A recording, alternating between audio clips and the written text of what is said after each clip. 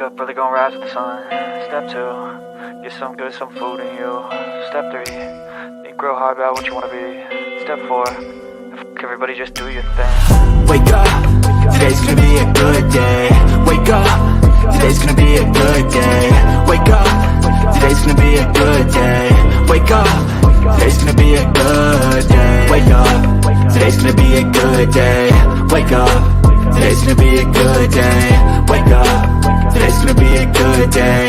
Wake up, today's gonna be a good day. Yo, set your affirmations, aspirations. I got shit to do, the aftermath of preparation. Good food, good mood, blood in circulation. One step at a time, yeah, that's how you make it. Set a goal you control and the steps you take them. I try to pick one thought, have some concentration. And if I make a mistake, it's called education. I try to do this every day, call it replication. Wake up, today's gonna be a good day. Wake up, today's gonna be a good day. Wake up, today's gonna be a good day. Wake up, today's gonna be a good day. Wake up, today's gonna be a good day. Wake up, today's gonna be a good day. Wake up, today's gonna be a good day. Wake up, today's gonna be a good day. So life ain't easy, yo, I think there's a reason though. Ups and downs, just like every different season, yo. Sometimes I'm high, other times I'm barely breathing, though. I always gotta fight and hide from the demons, yo. Negative thoughts are poison, they rot. Head full of flaws, so here come the clouds. They'll never stop unless I can swap all the bad for the good in my head when I'm lost. Yeah, so I'ma fake it till I make it. Positive thoughts are overtaken, I got patience. One day at a time is how you operate a cadence. A flow, you grow, you show yourself a foundation. Stay away from all the shit that causes temptation. I know that I like to do it cause of sensation. I live my life in my head like a narration. Don't expect greatness, do my best, man, I'll take it. Wake up, today's gonna be a good day. Wake up, today's gonna be a good day. Wake up, today's gonna be a good day. Wake up, today's gonna be a good day. Wake up, today's gonna be a good day. Wake up, today's gonna be a good day. Wake up, today's gonna be a good day. Wake up, today's gonna be a good day. Wake up, really gonna rise with the sun. Step 2, get some good, some food in you. Step 3, think real hard about what you wanna be. Step 4, everybody just do your thing. See, I don't know about y'all, but like for real, I don't mind being talked about. My problem come in when they start making stuff up. So you can talk about me all you want. It is what it is. You know, it's either I did it or I didn't. I said it or I didn't. Whatever the case is, I don't care. I let whoever think whatever, feel whatever. That's on them. You know what I'm saying? But it's the making up part. It's the lying part. It's the adding on to part that always get me. I don't mind being talked about. It's when y'all start lying that bothers me.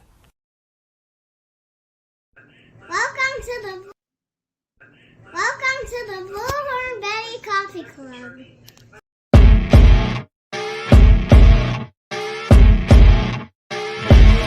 As you wake up in the morning, you want to find the latest, greatest information about criminal cases and have an intuitive conversation about the suspects associated with these cases. Head over to the Bullhorn Betty channel on YouTube.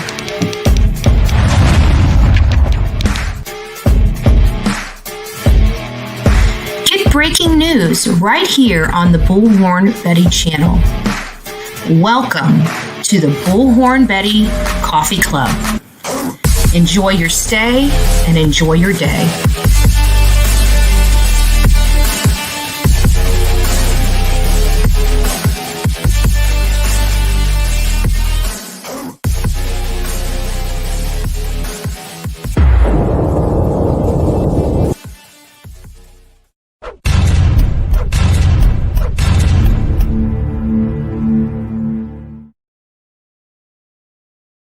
So good morning, everyone. I'll turn my camera back on. I know I'm lagging here this morning. I know it for a fact. I can see it on the back end that the internet is not really that great. It's not holding up, and it's probably going to get a little degraded before it gets better because I'm trying to download 16 photos and 29 videos that I prepared yesterday so they can be uploaded on I mean, they're just raw footage. I haven't edited them or anything, but I figured I'd give you guys a tour of what was going on. And I did some, oops, wrong one. On this phone here, I actually did some videos of the, go to photos, library, so favorite. I don't even know how to get to my photos on here. But I want to show you guys the photo that I have. Took a video of the drive yesterday. I got like 30 minutes of drive time, and I wanted you guys to see some of these houses. They're like crazy ridiculous. This was one of them right here.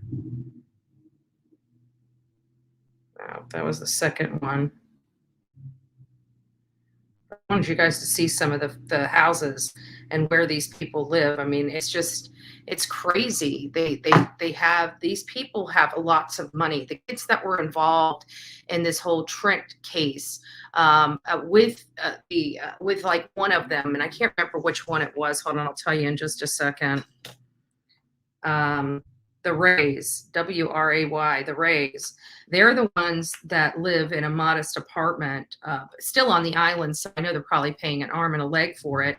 But at the end of the day, they are, everybody out there has businesses, large businesses and property and massive properties. I mean, not massive, like 1,700, well, except for one of them has a landing that's just ridiculously huge. It's just like a reserve, but it goes on for miles and miles for as far as the eye can see. And that's the Village Creek Landings is owned by one of the parents, the kids that were involved. Now, not necessarily, I don't want to say involved, but at least there at the time. We've uncovered several names. I did find a report, but like I said, I'm downloading quite a few videos. I may have to parse it up and just send what I want to watch, but I don't know. I was going to go through them and I didn't. But I'm going to go ahead and share my screen. Well, let me find out which screen I need to be on first, because I don't want to have any problems with the download like I already did this morning. So give me just a second. Let me figure out where I need to be on the screen. Oh, the incidents. So I will go ahead and I'm going to read this to you guys so you guys can see it. So give me just a second. So here it is. This is a report release. This is while en route, dispatch advised me that someone in blank wanted to make a report on a hazing that occurred somewhere on St. Simon's Islands. Dispatch had no information after that.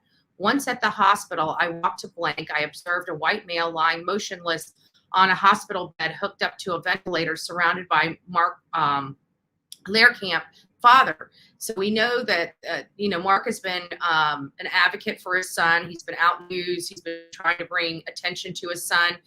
Blank, his sister, which we know his sister and stepmother. I walked to the nurse's station and spoke to Dr. Blank, and Nurse Blank stated that around 8:30 p.m. to 8:43 p.m., a white Jeep Wrangler 4-door pulled up to the ER. 3 occupants got out of the Jeep saying the male in the back seat, later identified as Trenton Lehrkamp, was unresponsive after drinking vodka and antidepressants. Blank went to the rear of the Jeep and opened the door and found Trent lying unresponsive with shallow breathing. Blank observed that Trenton's clothes were soaked with urine. Trenton was spray painted, Trenton had spray paint all over his body and hair with small bruises on his left shoulder. As Blank got Trenton out of the vehicle, the 3 occupants, identified as Blank, Blank, and Blank, kept asking if they were free to leave. Blank asked them if they could write their names and phone numbers on a sheet of paper in case Blank had any more questions. All 3 agreed and then got back into the Jeep and drove off. Blank stated that Trenton's breathing was 6 times per minute. Trenton could not breathe independently, so they had to sedate him and put him on a ventilator. Blank also noted that Trenton's blood alcohol level was 0.464. We learned that was an ungodly amount. That's like death, comatose, which was.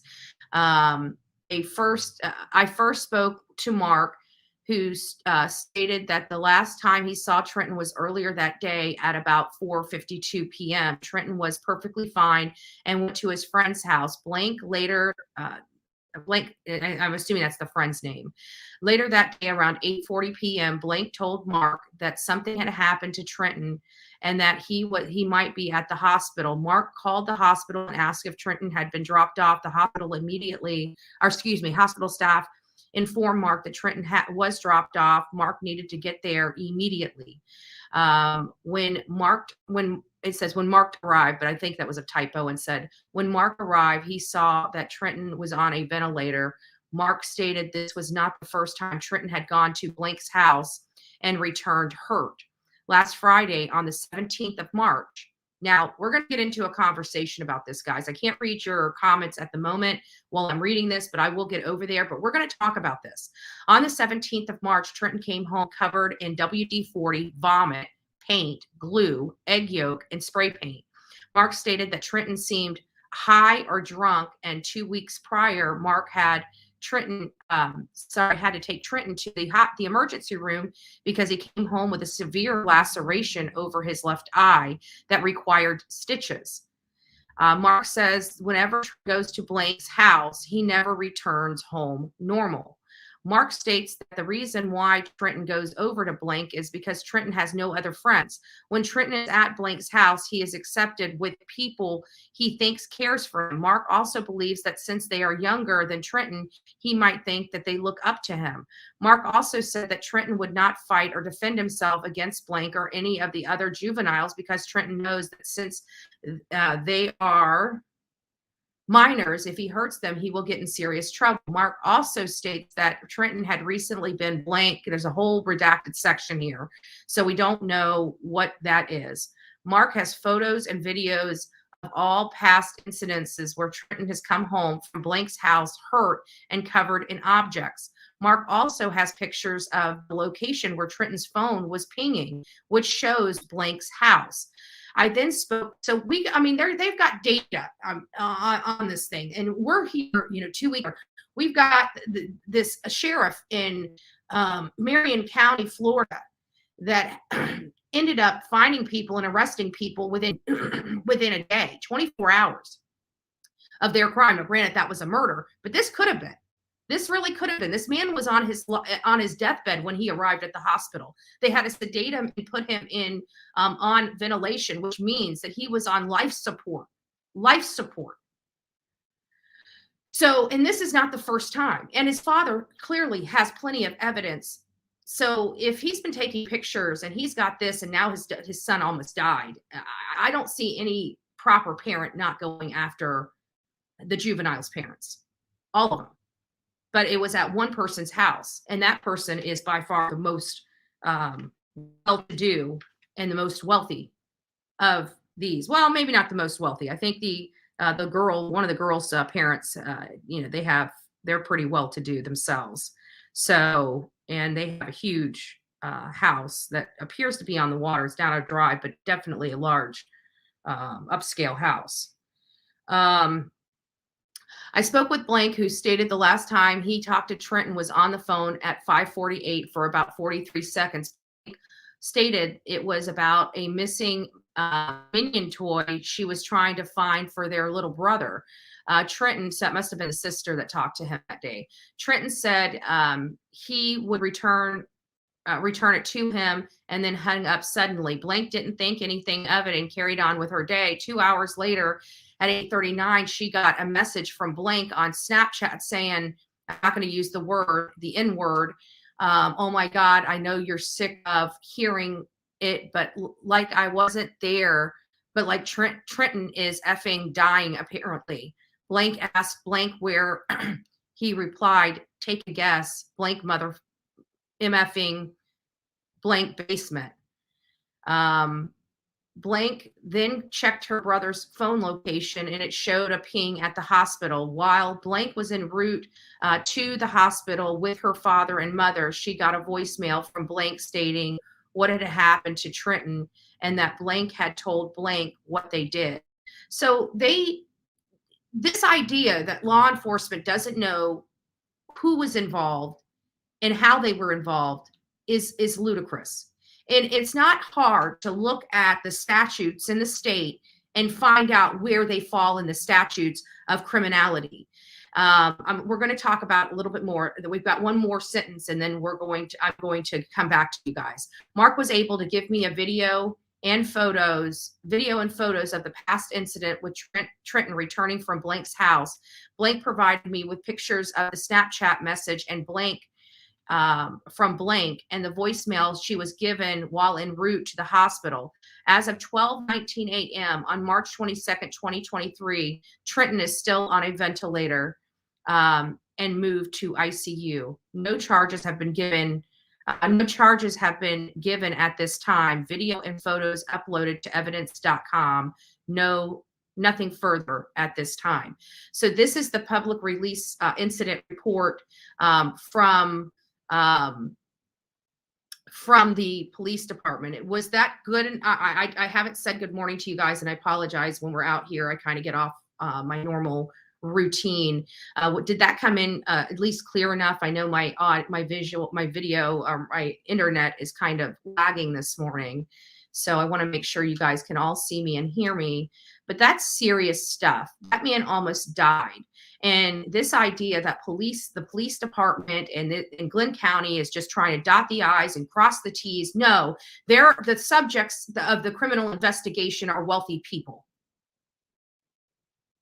That's what the problem is here. They are wealthy people. It's a bit grainy, but still good. Okay. Well, as soon as I'm halfway through all the videos and stuff download. And when I get that done, I will try to convert on the hotspot box. The hotspot box seems like it's doing much better and has a better frequency, but I can't do that right now because I don't want to screw up the download to the computer. So I'm kind of stuck. So I appreciate it. Thank you for informing me of that. I just want to say good morning to everybody. I didn't have an opportunity to say good morning because we have so much to cover, and I'm out here, and I have a funny feeling I'm not going to be able to get the videos and photos up. But I went to every single one of the people that were listed in this report, not in this report, but listed by people in the community that said, hey, this is what's going on. We need, let me pull this up. Actually, let me put this down. I've got another thing I want to read to you guys. Now, this is what I'm about to read to you next, and what I'm about to show you next. It cannot be taken as factual information, and it's coming from a third party. It is, but it does, there is a lot of information in here that I've found that does bode with what we're hearing, and some of the information that I acquired shows that most of this on this post, it has been confirmed and accurate. I'm still working on the information, but police know who was there. Police know who was there. They have talked to everybody there. Now, whether the parents got them attorneys or not, that's not what somebody's net worth should not matter to what the charges they receive or how you handle the case. And I feel like, if this was anybody else besides this group of kids, something would have already been done by now. I truly believe that in my heart and soul. And I am just very, very upset that something in this day and age in 2023, that we can still be having these issues. I don't care what your net worth. I could care less whether you're on Skid Row or sleeping in the Taj Mahal. I don't care. You break the law, you are no different than anybody else. The justice should be blind. There shouldn't be a two-tier justice system in our country, especially not here in Georgia, where you had some of the whole civil rights and all of the racial issues that you guys had way back when. You guys have done leaps and bounds to overcome so much, to now allow the wealthy to rule your community and do whatever they want. You're not transmitting, the screen is blank. Am I blank on every screen, or maybe it's just this Facebook user? Is anybody else on Facebook? Let me run over to Facebook. They're saying my screen went blank on Facebook. I don't know if it did or not.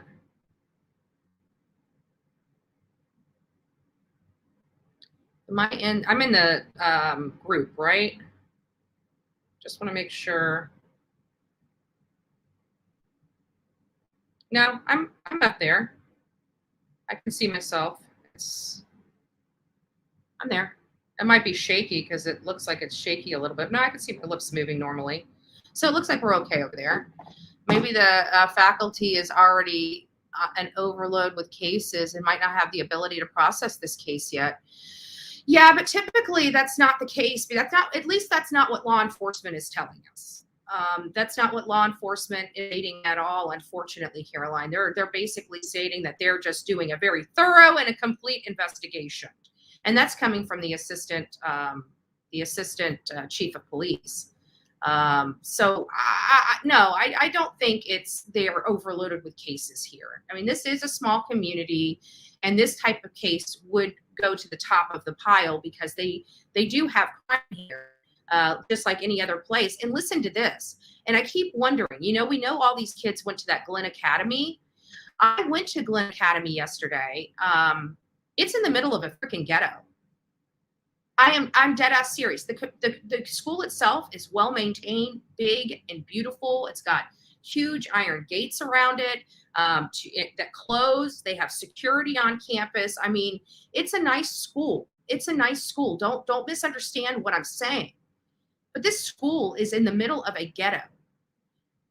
And I keep wondering how much of that bad element is seeping into that school just by location. Is somebody else getting sponsored to go to that school that might have been, bringing some bad habits there?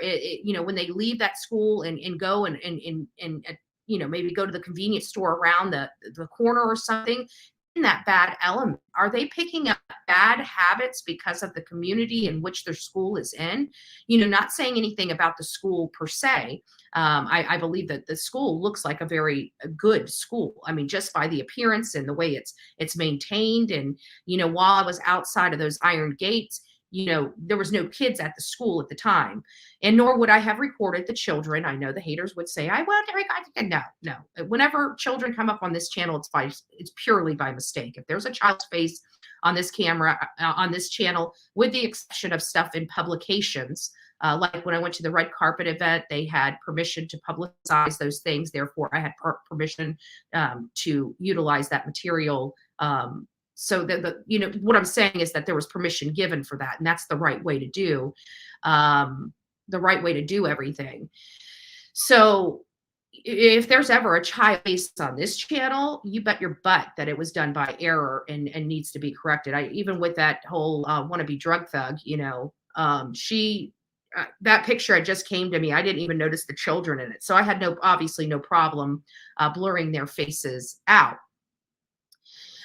Because that wasn't the intent, and many of you guys know that. The people that follow me know the reality of it.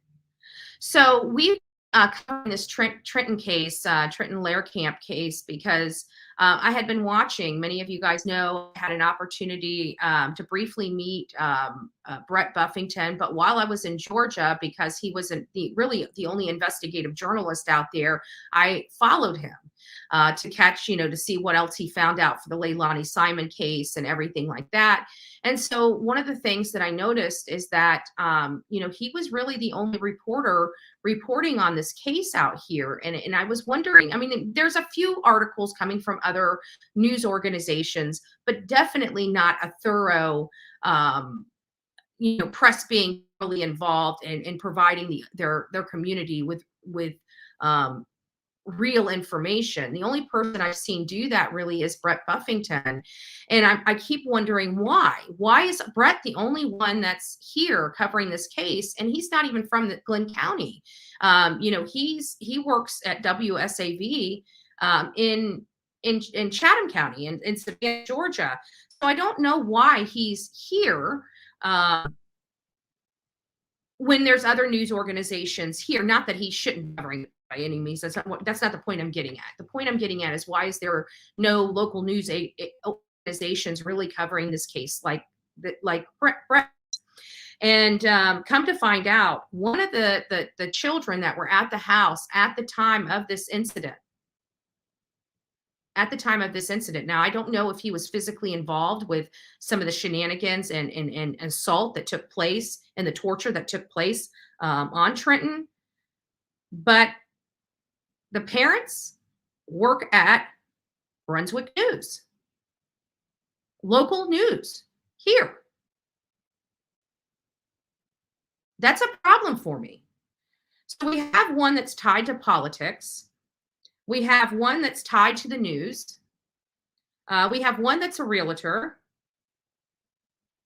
One that's been here that has that's literally the epitome of St. Simon's Island. Like, you don't think of St. Simon's Island without the Strother name. The Strother name is synonymous with St. Simon's Island, along with the Goulds. And believe it or not, in 2014, there was a union between a Gould and a Strother. Now you have this massive, huge family that really embodies the hierarchy of St. Simon's Island. Now, Struthers, that is the house. Again, I told you, Strother name is synonymous with St. Simon's Island. And this incident happened at the Struthers home. So you're talking about a very, very, very wealthy, very rooted family in this community. Very rooted in this community, being the subject of this crime. We're hearing that it's possible that the parents were home at the time. I have not found anything to conclusively confirm that. So I can't say that that is true, even though we're hearing about it. But let me show you my screen. Let me take this comment off. Let me show you my screen. Do we know what politics are? Not that they're relevant, just nosy. Honestly, I have not looked at the leanings of this community. I have not looked at, I would like to pull those records. But the reason why I'm able to say that they're political is because of great-grandfather, 1943, being the commissioner of the county, or one of the commissioners of the county. And I no doubt, undoubtedly, I believe he was the commissioner of the district that had St. Simon's Island, but I haven't confirmed that yet. A lot of work still needs to go in. I just went around to look at these properties, look at what the parents own, just kind of digging into the financial aspect of it, because let's be honest, when we start hearing hinky things going on in communities, we know one thing, it's either political or money. When we start hearing about law enforcement dragging their feet. And maybe that's might be why they're dragging their feet. Maybe they realize that these people have money, they're going to be pushing hard. You know, the state prosecutor needs to have all the information, but that's at time when they go to trial. They have plenty of time from now to the time of trial to get all that worked out. But if you see a crime, you should be arrested. You should be able to arrest for that crime. And don't think for 1 minute that they don't have enough evidence at this point to charge somebody with something at this point. It doesn't matter whether they get all the people all at once. We don't care if they just do a big sting and go and grab them all and bring them all down to the jail all at once. We don't care about that. We don't care if right now, all they have right now is contributing to the delinquency of a minor. We don't care. That is a charge you can charge somebody with. So go ahead and make that charge. And if you have any additional charges that come through your investigation, because we know the investigation continues up to trial.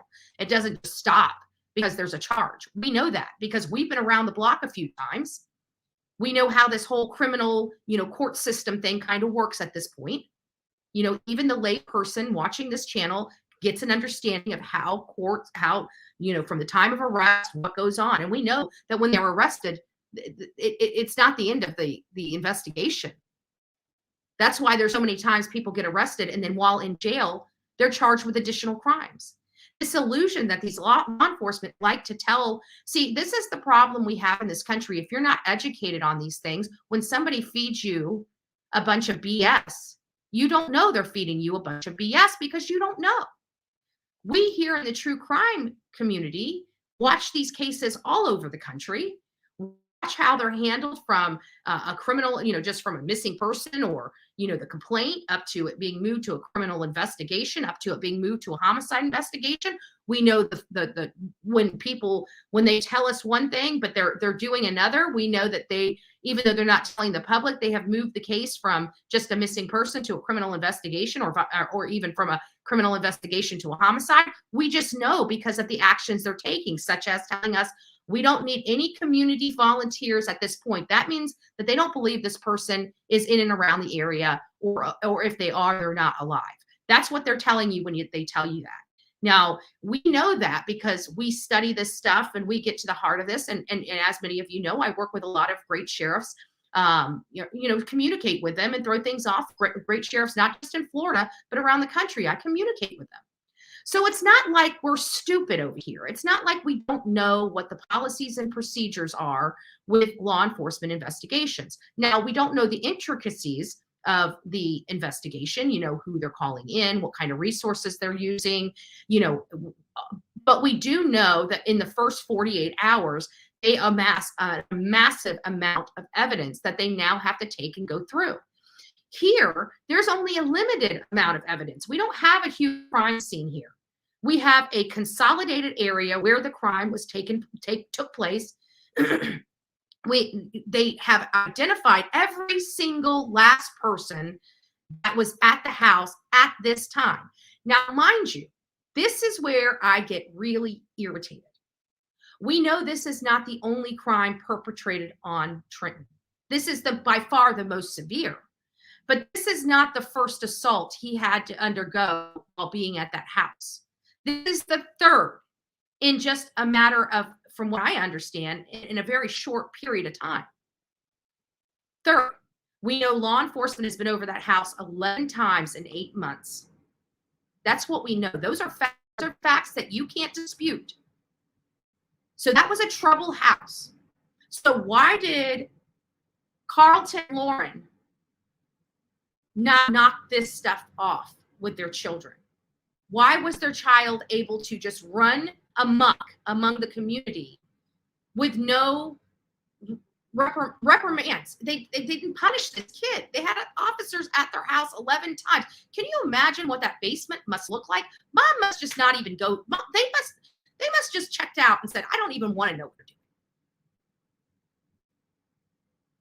I don't even want to know what they're doing. Like, what kind of parenting is that? In a court case, when court one is dropped, hold on, let me get back up. That just moved down. In a court case, when count one is dropped and there is an added 2 count, that is because the higher charge is dropped and the defendant takes lesser plea. Dad, that's correct. So typically, and we've talked about this on the case, no matter whether you're doing a complaint or an answer or a motion to dismiss, your strongest argument is always the first one on the sheet. You don't put the little stuff and then the smaller stuff or the larger stuff down at the bottom. You put your the one that has the most evidence and relevance, the ones that's strongest arguments are always first. And then you work your way back to your weakest arguments. And it's the same way in a criminal complaint. You put your strongest arguments up front and the strongest charges up front and the lesser charges below. So it's kind of the same thing. But yes, that's how I've been taught. That's how I've always been taught. 11 times, Stacy, that is correct. That is correct. It does. And that's what I was trying to say, Kay, is this does have a lot of leanings toward like the Murdaugh case, but not the Murdaugh murder trial. This is the one with Paul, the boat accident. This is a lot of the same thing with the boat accident. The differences between this case and that case is all these kids are juveniles. All of them, with the exception of Trenton. They're all juveniles. So Trenton, however, in the Murdaugh case, Paul was an adult. So technically, he would have been the one that should have been sued. And we all know Paul was, his parents were wealthy, but Paul wasn't. So they had to do some strategic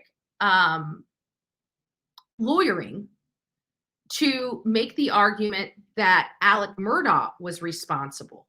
And the only way they could make that leap was subpoenaing Paul's girlfriend's records and phone records to identify that his family knew of his drinking problem and did not do anything about it, and including giving him, knowing he was driving vehicles under the influence of alcohol and knowing he was manning his dad's boat while under the influence. His dad was aware that that was his, the way he handled himself, his MO, so to speak, just not a crime. I guess it was a crime, but they knew he was drinking, and they knew they didn't do anything about it, nor did they try to stop him, nor did they try to take things away from him, like a pool or a boat.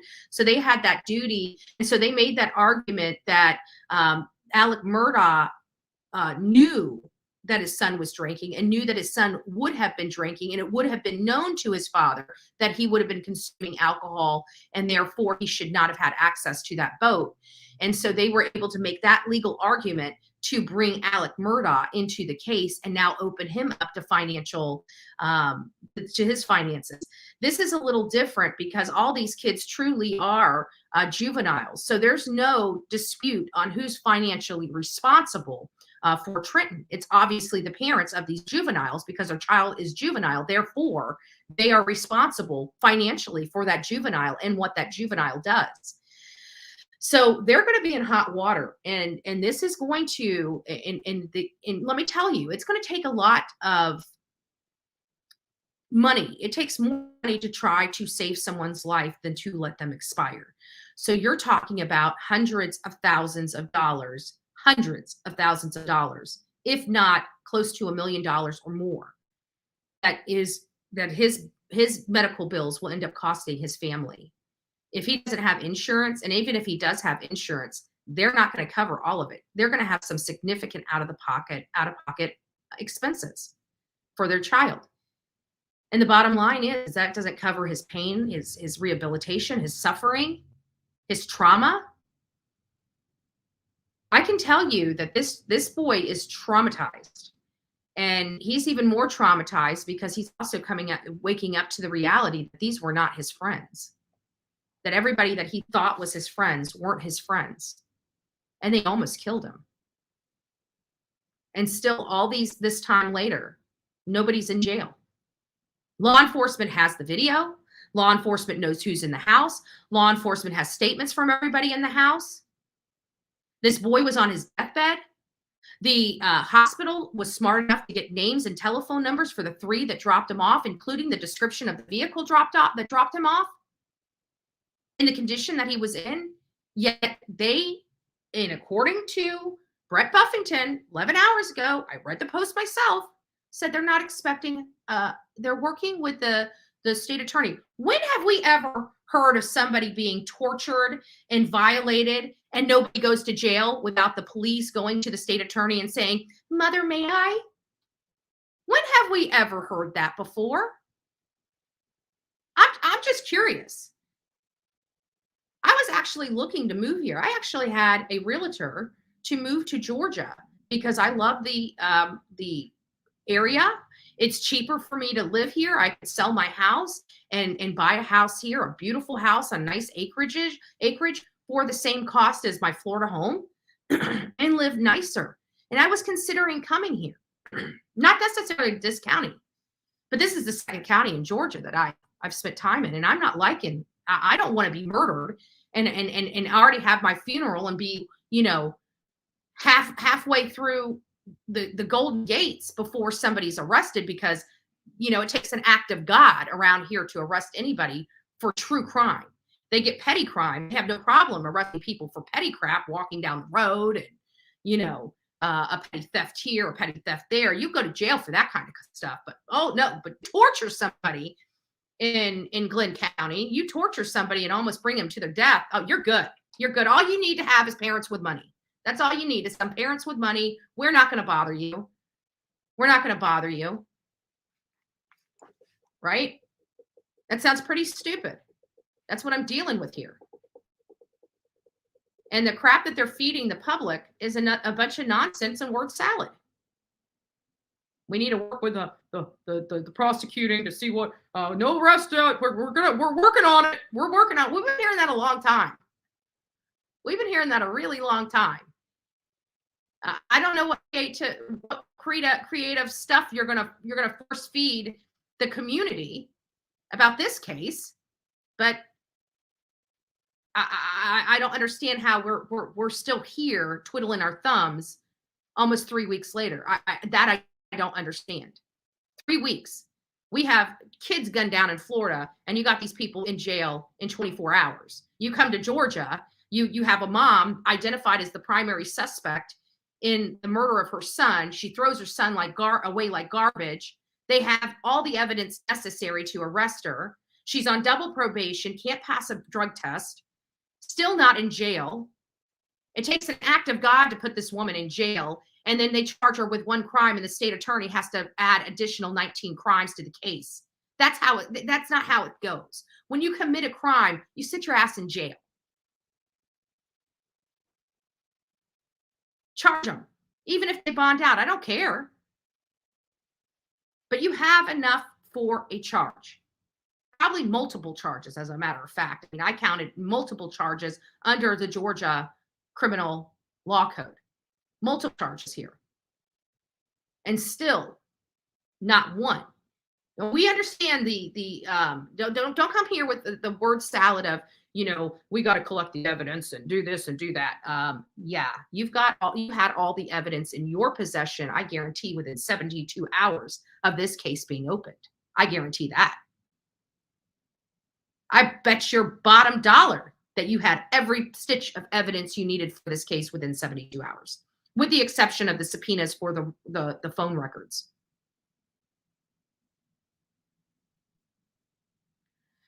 Do you think guilt is proven guilt? I think I'm misunderstanding that. Yes, I've been meaning to follow up on the trial, and I know it's not available for restream, so I was hoping someone in the chat would, if resumed today, could catch me up. Lex, I'm not sure let me just go up and see if I can make heads or tails. So the Stout case, I don't know if you're talking about the West case. We got several major cases that are on trial in the same week. So we have the Daybell case that just started Monday. Was yesterday Monday? Yes, yesterday was Monday. So it just started yesterday. There's a content creator already out there covering the case. I'm sure you guys know who he is. If you guys want to follow him and his content over there, they're not running that live. So we're only getting tweets or other things like that. We're getting tweets and I think a video on breaks and stuff. So getting updated on that. Apparently it was really tough on, they had a witness up there, and Bordeaux, I can't remember the first name. Many of you guys know that particular person.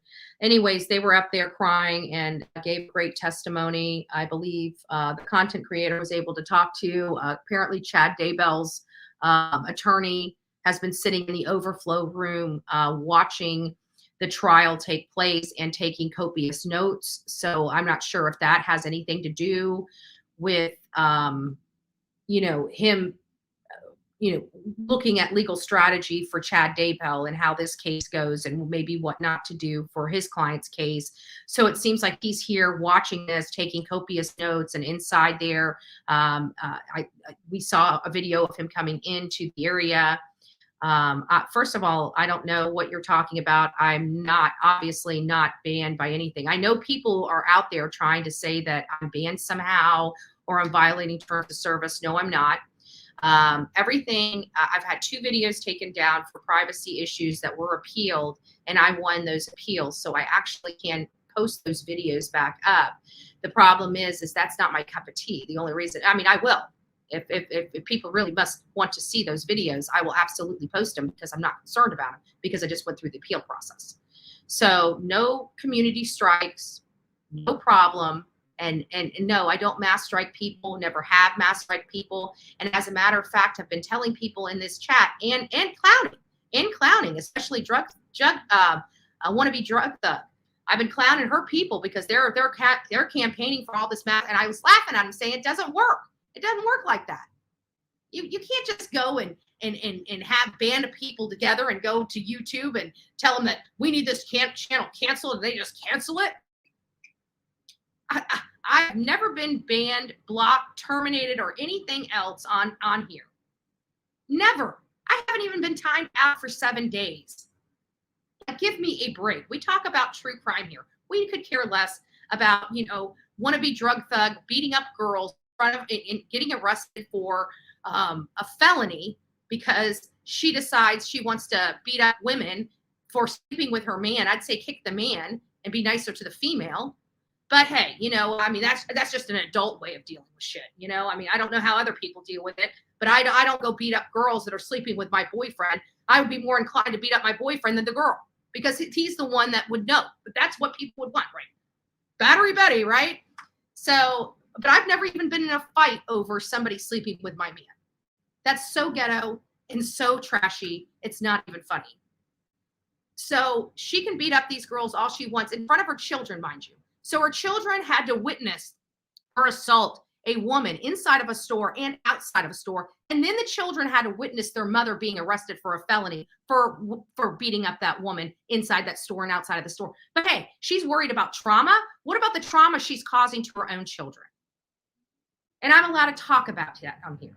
And there's nothing you guys can do about it. Clearly, you've been trying and it hasn't worked. I don't know what to say to you. You guys are failures and you suck at your job.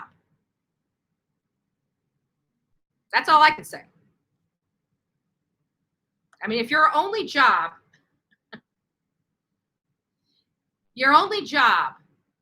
is to take Bullhorn Betty out and after 2 years I haven't even received a community strike, you're probably failing at your calling. Probably need to maybe do something else. Just saying.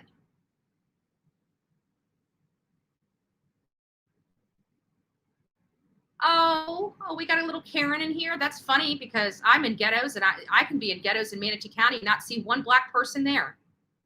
So how is it racist? Ghettos are ghettos. Isn't that your slang, right? Get these people out of here. These people are so stupid. You probably live in one. That's probably why you're feeling offended. Yes, it's ghetto. It's ghetto. And then you got somebody saying, by the way, guys, we have our raffle going on right now. If you guys, it's going to be ending Friday at 8 p.m. The winner is going to be called on. So you notice my theme here. Every time somebody tells us or goes to their audience and says, oh, you can't do this, or you can't do that, or you can't do this. Have you guys noticed that theme? Where I kind of do something to show you that what they're saying isn't true. You notice that? I don't really have to say a whole lot. And so we have a Karen, cousin Eddie, Uncle Eddie, right? Saying, I'm going to make sure this is lawful and legal. Do you not think I've already checked it out, buddy? You get nothing right. I get like 90 to 95% right. Who do you think is right in this? Do you think I have not dotted my I's and crossed my T's on this prior to me ever doing this? Remember, we were going to actually be doing this raffle 3 or 4 weeks ago. So if you don't think I've already dotted my I's and crossed my T's to make sure that what I'm doing is legit and above board, I don't know what to tell you. But go ahead and be a Karen and do your own due diligence. Ghetto ain't racist. White people have ghettos too. And these people. But they are. The place I was talking about is when we were right. It's not a place I would have gotten out of my car.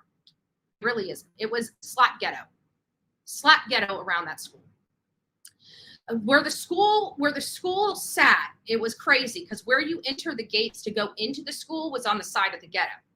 You go around the block because they take up several blocks, but you go on the back side of that school. From that point forward, you got nicer homes, like maybe instead of it being low class, you've got kind of middle class to higher middle class on the other side of that school. It wasn't as run down as the front side of that school, but how we had to get to it was through all of that mess. And I'm looking around and I'm like, these kids had a school here? Then literally, that's the first thing that came to my mind when I was driving through this, because, you know, these are kids that come from a lot of money and wealth. And I can't imagine somebody sending their kids to school in a ghetto. But when I got to the school, it made sense. The school has these huge, 7-foot iron fence, the big, huge security gate, multiple gates that open and close to get into the school. The school is well maintained. The lawn is lush. It's beautiful. It's green. It is a smaller school. Like my high school was much bigger than this school. But the population around here is not as high as what we have in Manatee County. So it would be like one of our middle schools in Manatee County, the size of this school. It was like one of our middle schools. Our high schools are now, 2 and 3 stories high now. They're not growing out, they're growing up, right? So it's nice to see you. Let me go over here and see how many people we've got. I don't want to miss anybody. And I know it's blurry, and I appreciate everything. Okay, so it looks like we're doing at least good so far on everything behind here. So we're just going to monitor this situation. Hold on, it's updating. So we're doing really good on this side of things. So that's good. Welcome, little Jane. I didn't see little Jane. What is it? I don't know. No. It's basically a ran down community. I mean, the ghetto is like ran down. Most of these people are Section 8. So it's people that can't afford to, have rent. They live. It's more of your, like the people there. When I go to the ghettos, like one in Manatee County, there's a lot of older people there that don't that are good Christian people that just don't have the money to survive anywhere else. So they have to live there. But it's also a breeding ground for a lot of crime, a lot of gangs, a lot of, different things. It's just not a good area. And it's usually in the ghetto, you have a lot of crimes related to burglaries, robberies, sexual assault, drugs, gang things that involve gang activities. So there's just a lot. When you go out there, it's not as crime ridden, but closer to the ghettos are these hot spots you get, the more crime you're going to have. And and like I said, in Miami, there's like the pork and beans neighborhood and stuff like that. There's a lot of crime there, but there's also a lot of good Christian people that can't afford to live anywhere else, and they're stuck in the middle of all these wars and gang wars and shootings and things of that. And it's just it's not good. It's not good. I thought original thought and idea was accepted in this chat. I thought BAB invited others to think on their own versus an echo chamber. Is free speech not something BHB advocates for? First of all, Teabach, I've never prevented anybody from talking in here, so I don't know why you're directing this at me. It sounds like you're trying to be insulting, and that's probably where your first problem is. We don't antagonize people. You're allowed to think freely, but you have to do it respectfully. And when I read this right here, this is disrespectful to me. So how do you want me to respond? Our rules in here are no attacks. If I want to attack a creator, this is my house. I'll do as I damn well please. But the rules here are you can't attack other creators. I've got most of all the creators that I don't like flagged, so you can't even say their name inside my chat room because I don't plug them in here. You are more than welcome to have your own. You don't have to agree. We don't like people that parrot each other's opinions. It makes for great debate to have the contrast. However, the rules are you have to be respectful. You can mean what you say and don't say it mean. But see, you're in here with a few other people that I have never seen in my chat before, coming over here and disrupting my chat. That to me is rude. So being rude is what's getting you the response that you're receiving. So if you want to quit being rude and not be kicked out of here, then you need to stop. And if you have a question, ask it respectfully. You don't have to agree with the answer. You don't have to agree with other people's statements, but you don't get the right to be nasty to them because there's no right answers here. There's no wrong answers. And I say that all the time. So I'm going to time you out, or maybe just delete this comment because I don't want to see it. But you want to be treated with respect. You have to give respect. We're not the ones, this is not the chat where you get to come over here and be a complete a-hole and expect everybody to kiss your butt. That's not where we are. You're an a-hole. You're going to be treated as an a-hole by an a-hole. You see where I'm going with this? We treat people how they treat us. You're disrespectful to me, I will be disrespectful to you. You're nice to me, I will be nice to you. How you are treated by Bullhorn Betty is 100% based upon how you treat Bullhorn Betty. And if you don't like what's coming out of my mouth, maybe you should watch what's coming out of yours. That's how we roll over here. That's how we roll. Yeah, I'm gonna time you out. Just because I can. Actually, to be honest with you, I couldn't delete that comment. All I could do was time you out or block you. I chose not to block you. So take your 5 minutes in the corner and come back and talk to me when you're feeling better. It is slang term generally considered to offend stereotypes. Ghettos have a story. I don't care. That's your problem. If you're offended by it, why are you here? It's your problem, not Bullhorn Betty's problem. You're trying to turn something like ghetto into a racist slur so you can try to come here and click me, go and mass report me. What are you getting at? If you don't like it, actually, as a matter of fact, I think I'll block because I'm already annoyed by you. There you go. You're done. Betty Crew is timing people out who speaks facts. No, I doubt they're speaking facts, and you can go right along with them with your band of horrible cretins. Go back over to your buffaloes for news. The cost of living in Florida, it's getting very high. It's getting very high. My community was historically very affordable. It has been affordable since I was born. It was a beautiful, quaint little town that was right on the water. When I was growing up, you could pick up a house on the water for $100,000. That same house now that I'm 40 years old goes well over $2 to $3 million out there, and more. They're making houses now out there that are 15, 16, 20 million dollars. I mean, it's insane.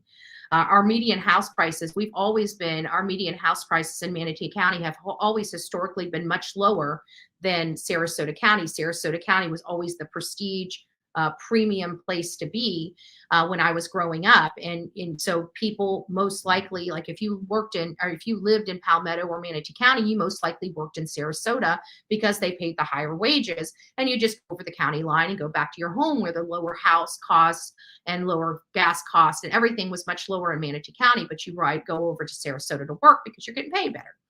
So that's always been kind of the thing. Everybody knew that lived in Manatee County. That's kind of how we rolled. And now our median house prices have exceeded Sarasota median house prices. Our cost of living has exceeded Sarasota's cost of living. It is crazy that in 40 years, the change that happened. Now it's more affordable to live in Sarasota. I never in the million years thought the day that I could live in Sarasota would cost me less than living in Manatee County. I am still in shock over that. I'm still in shock. And that's why I'm trying to leave, because I'm tired of my house. My house is, I don't need a big house. It's just me, but I don't, the house doesn't have a lot of storage. So I'm having everything when I purchase something from furniture to everything, I have to keep storage in mind. It drives me nuts. I just need places for my stuff. I'm looking around. I love the stuff, but it's all cluttered in the house. I've got to find places for it. The house, it's not functioning for me. I want a house that functions for me. I like to have a flowing house. Right now I have a washer in one room and a dryer in another room. Again, not conducive. I mean, it's a great rental property. Don't get me wrong. It'll be an amazing rental property. It's just not a Bullhorn Betty property. It's where I had to be for where I needed to be. But the house is paid off. I have lots of equity in that house. So why am I going to live in a house that I just don't really care for? I really don't. And it has a lot of bad memories in it. And so I can't move that house and find another house and without paying through the nose because, my house is worth $255,000. The cheapest house I can find is $375,000. So you're talking about $100,000 I got to come up with out of my pocket, or I have to get a mortgage. I'm not getting a mortgage. I haven't had a mortgage in 15, 16 years. Literally, I have not had a mortgage. I haven't paid a mortgage payment in 15 or 16 years. So I'm not really, I'm at a point where I don't want that. Even my vehicles, I don't go and get ridiculous loans. If I can't afford it, then I don't get it. I live within my means. So but if I've got to stay, I got to stay here, but I was looking at other properties and I realized I could sell my house, buy myself a new car, and have myself a nice home in Georgia for the exact, for less, for $100,000 less than staying in Florida. So obviously that does, I travel, I don't really have a whole lot of ties. My ties used to be Manatee County. The only people I have anything to do with in Manatee County, really, outside of my county and friends, is my mom and my best friend. Those are the only people that really matter. So they would be willing to go to Georgia. It's not that far. Hell, I'm in Georgia right now. It took me 4.5 hours to get here. I'm good.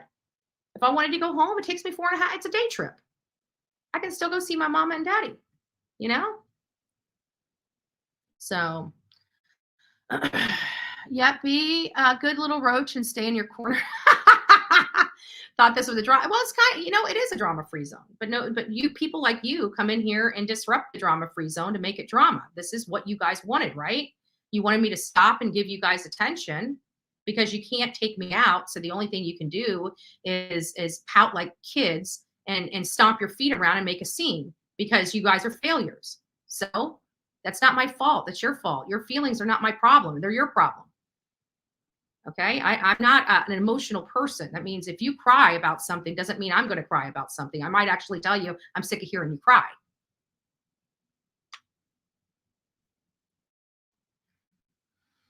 And then there was another, did you guys hear that there was a shooter, there was another shooting. Actually, I have it pulled up. Let me find it here. There's another shooting. It was on Twitter. A man decides to got fired. And I'm going to talk about this. Might as well, right? Might as well talk about this. Hopefully it didn't just kill my drop from taking it down. I was on Twitter and I saw it. I think it was on her page. So let me find it. There was a bank decides to kill 6 of his ex-employees. 6 of his ex-employees. And I know it was on News Nation because I did see Brian Enton. Let me go over here and look for Brian Enton and then we'll discuss it. But I read it this morning and it's really ticking me off. And I had a lot to say about it on Twitter. And actually, I did post it on Twitter. Let me go to my account because I did comment on it. I did comment on it. Profile. So that means it'll be like the very last thing I did. Here it is, right here. That man. So Connor Sturgeon, 26, an employee of Old National Bank, where he took 4 lives today and injured 9 others. They were having an employee meeting before the bank opened this morning when he stormed in with an assault rifle and opened fire. Apparently, he live streamed the rampage on Instagram. Here is my response. And this is what I stand by. And so all of these people with emotional issues are probably going to have a problem with it. So you're probably going to have to go cry in the corner alone. Another angry 20-something. We've been discussing on the Bullhorn Betty channel. These kids were never taught how to deal with real life. They were only told they needed a safe space and a coloring book when anything went wrong for them.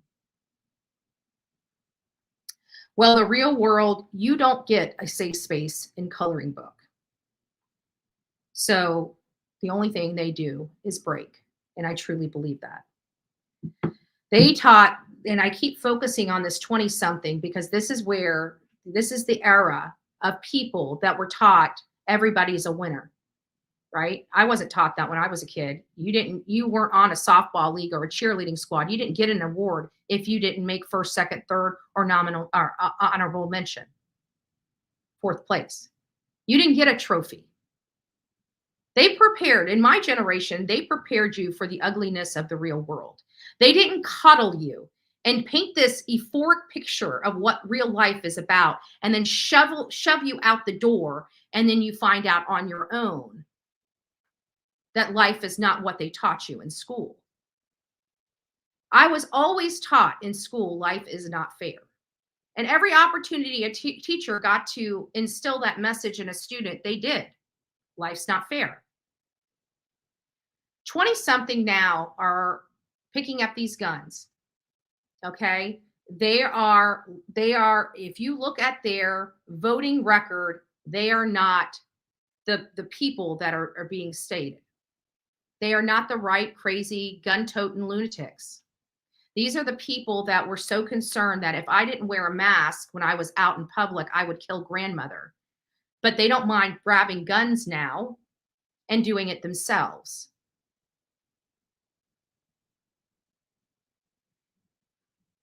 So there has been a turn in dynamic. And what is it all about? Is because ugliness is all around us. And our children were never prepared. Our 20-somethings were never prepared. We lost about 2 generations to this everybody's winner's garbage. Well, in the real world, you get stressed out and decide to take a couple days off of work, you get fired. Okay? They've taught our children that if you're stressed out, you need self-care. You bring that to the 9-to-5 job, you don't have a job. You have to be there Monday through Friday, whether you like it or not, whether you're sick, whether you're on your deathbed, because you are replaceable. They don't teach you that nonsense in school anymore. They tell you if you need a break, take it. Well, I hate to tell you, there's not a whole lot of businesses that believe in that dynamic of employment.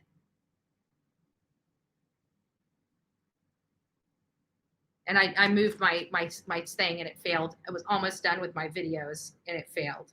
That drives me nuts. At the very last thing, because I'm best with my phone to read you that. So we're probably, actually I could probably just show you instead of downloading. I'll download after this is done because we still have to, all right, here's one of them. Hey guys, so we are at the Village Creek Landings. This is Lucy Gowan, which is one of the girls at that party at the Struthers home that was present when Trent was force-fed booze, taped to a chair, spray painted, urinated on, and then dropped off at the hospital when he no longer could breathe. This is one of the parents' businesses. This is the Village Creek Landings, and as you see, they've got a place for boats to come in. This is huge. This place is a huge preserve that goes on for as far as the eye can see. And this is a beautiful event, but you'll see right over here, it says happy hour. This is the sign out front, right there. And it says happy hour, no public events this week. 413, Doink, 416 Market, 420 Red, 18 open to the public. But this week, they are not open. Could it be because things are heating up in the Trent Lehrkamp case? It's possible. We're uncovering all the businesses, all of the parents associated with these children to find out why law enforcement is failing to put the silver cuffs on these people involved in Trent's case. This is a huge problem for me because the majority of these families have more money than they know what to do with. And it makes me wonder, is that a contributing factor to why these children and their parents are not being held accountable for their crimes? The Struthers are my biggest concern because that appears to be the party house.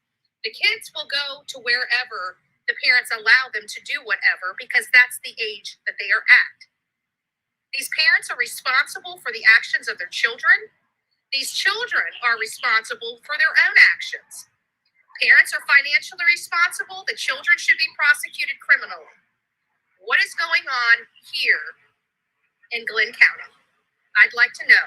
Reporting from another amazing piece of property one of these kids' parents own. Where's the justice for Trent? Trent deserves justice, and we are going to pressure the hell out of this community until justice is sought for Trent. God bless each and every one of you. Until next time, please be safe and kind to one another.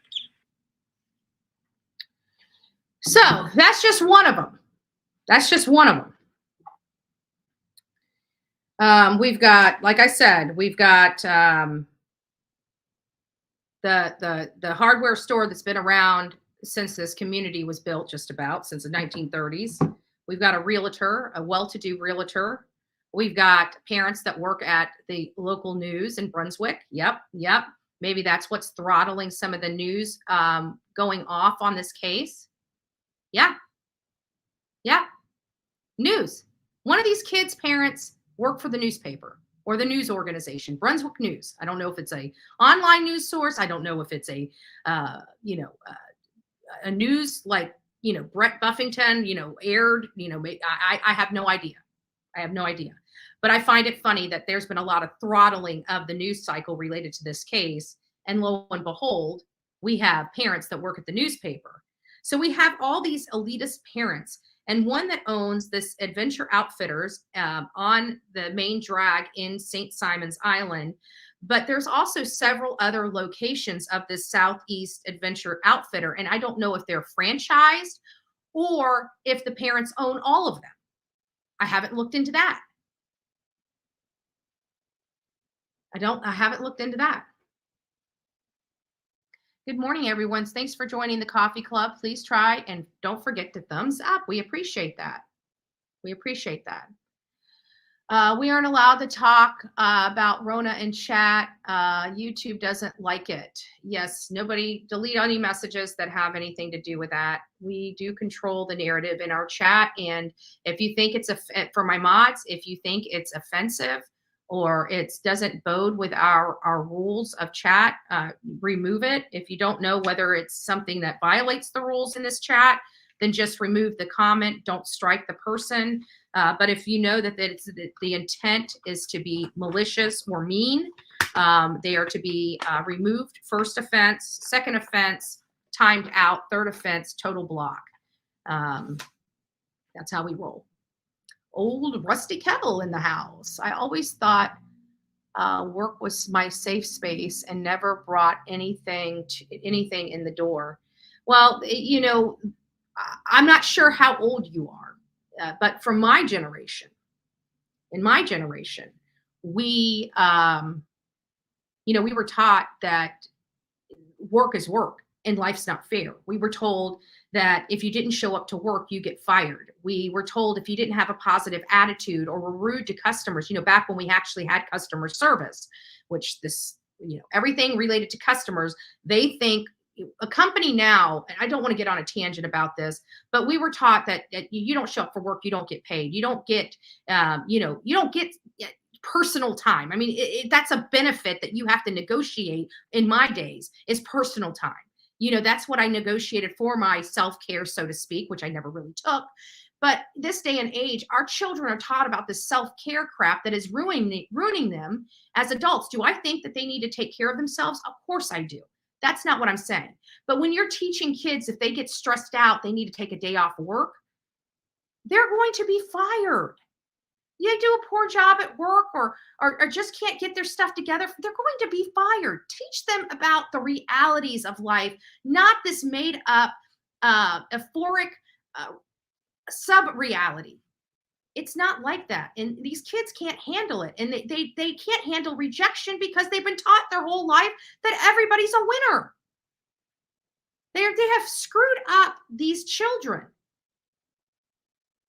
All over what? Political leaning. I mean, at the end of the day, that's what it came down to. They're using our kids. I'm not getting into it. That's not what this channel's for. We were going to do, and probably next month, maybe I will, because I am starting to get a little more impassioned about some of the stuff going on. Maybe we'll do, politics with Betty. Might as well. So we can keep it off this side, and I can still have a way to vent my frustration. Maybe. I have a funny feeling it'll be more successful than this one. Even though this will be our primary one, right? Because it doesn't really matter what's successful or not. This matters about what my passion is. And my passion is to help. And whether I ask permission or people's opinion as to whether they think I help or not. It doesn't matter what their opinion of help is. It only matters about what my opinion of help is, because I'm the one doing it. Justice for Trent. Thank you, Sepsis. That's it. Justice for Trent, a 19-year-old from Georgia who was tortured and left dead at a local hospital. We went by the local hospital as well. I'm surprised that he's no longer in that hospital. Just, that's probably why there's not a lot of media out there, but I don't think there was a whole lot of media out there to begin with. This case has not gotten a lot of media attention in this area because of the players involved. I'm not sure why Leilani Simon was able to get away with sleeping in her home for over 30 days after killing her son. I don't understand how she got away with that. But again, it comes down to, I believe it was her mother's father that was well known, or the generational in that area, and actually had, if I'm not mistaken, had a nonprofit and had provided finance, money to campaigns. And I do believe that there was that element there from her family, not that immediate family, but the family above. And that's kind of the problem I'm having is here in Georgia, all you have to do is be part of this side of politics, and you get treated a lot different. Is Miss Ann in?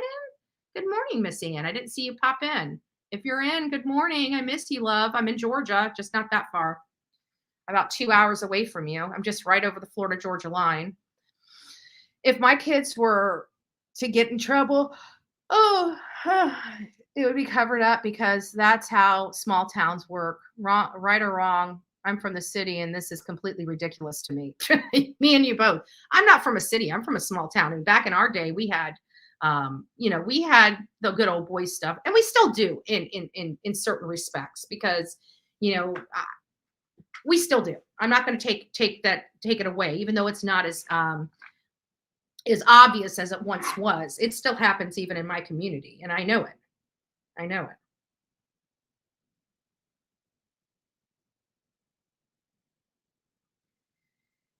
it. And so I'm going to read this because this person is totally involved in trying to stalk me and harass me. Yes, and see, so this is a person right here that we just discussed on here. They just sent this to me, I think a few minutes ago, like 1 minute ago. So blank screen can't talk on here because we kicked blank screen out. It says, keep messing with me and see how fast I'll snatch your channel away from you. Molly learned that the hard way.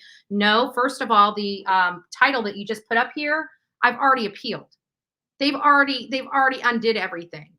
They told me, they just sent me a letter probably about 15 minutes ago, maybe longer than that, about an hour ago, before I started this live, telling me that obviously it wasn't near as bad as what was originally told to them, and therefore they have removed the community strike and gave me the option to repost that very video. So since you are watching me blank screen, no, you didn't do it, even though it has been removed. It is now officially appealed. So it's going to stay removed until I upload it again, which if you keep messing around with me, I will upload it again, just so you can see they're not going to take it down again. Whatever the case may be, doesn't matter to me. And you can keep screwing around with me all you want, but I have told you multiple times, do not contact me again. So guess what I'm going to be doing as soon as I get done with this live? I'm going to the police department and filing a criminal complaint against you. And I'll file a criminal complaint in every state that you reach out to me in. I don't deserve to be harassed online or offline. What you are doing is harassment. It's against the law. You don't care about the law because you are yourself a criminal, and you know it. So once again, I'm going to block this, tag this as harassment, and we'll leave it, because once I uncover who you are, all of this stuff will be used against you. You better pray to God you're not in the United States of America. If you're out of country, I will fly to you if need be. And I'm pretty sure I'd get the support of this channel just to take your ass to court, whatever country you're in. The kind of stuff I have to deal with. But all they did is just wanted some attention. Well,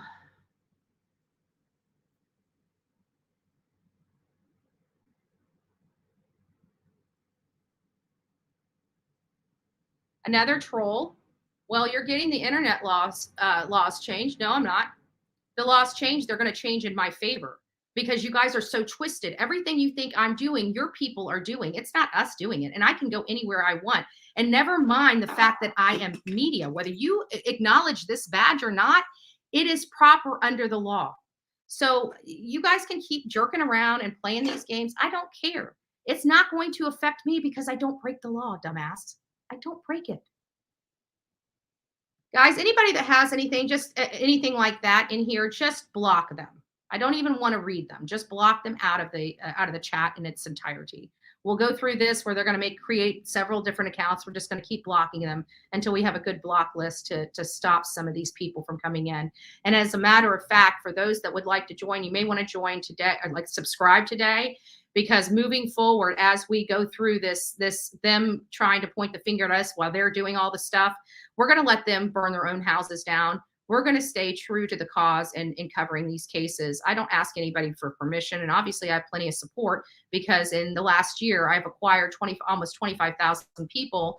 And also we have had over 4 million watch hours, which far surpass any of these hate channels by millions and millions of views. So these people are delusional to think that they are right and we're somehow wrong. We follow the rules here. We pride ourselves of following the rules here, and we will continue to show them that everything that they're saying that we can't do, we can do in the proper way. And we're going to continue down that road if they want to keep pushing back, because right now they've had 2 videos removed that have been appealed and reversed. And now I have permission to upload those videos. I got the letters from YouTube and everything that say they are not going to put it back on live, but I'm more than welcome to upload it. They've probably gotten those same letters themselves from content that have been removed from their channels. So they know exactly what I'm saying is absolutely true. A lot of journalists do segments that are meant to spark a debate. Here we go. C12 says, Lob says, a lot of journalists do segments that are meant to spark debate. The media, in my opinion, in Canada is just an extension of the corrupt government. Therefore, they have no journalistic standards. And that's what's bred a lot of the YouTube community and the news to come from YouTube, is because people have stopped in the United States from trusting our news organizations because they are corrupt. If somebody of power calls them and says, we don't want you to do this, or even threatens them with a lawyer or something like that, they back off and will not pursue it. We don't have that problem. We don't have somebody telling us what we can and cannot pursue. What does that mean? That means we can be personally sued. It sure does. And I know that going in because I have a legal background.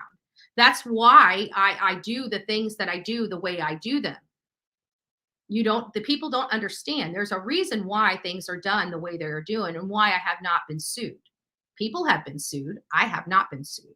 There's a reason for that. And if I ever do get sued, I'm sure I will be just fine.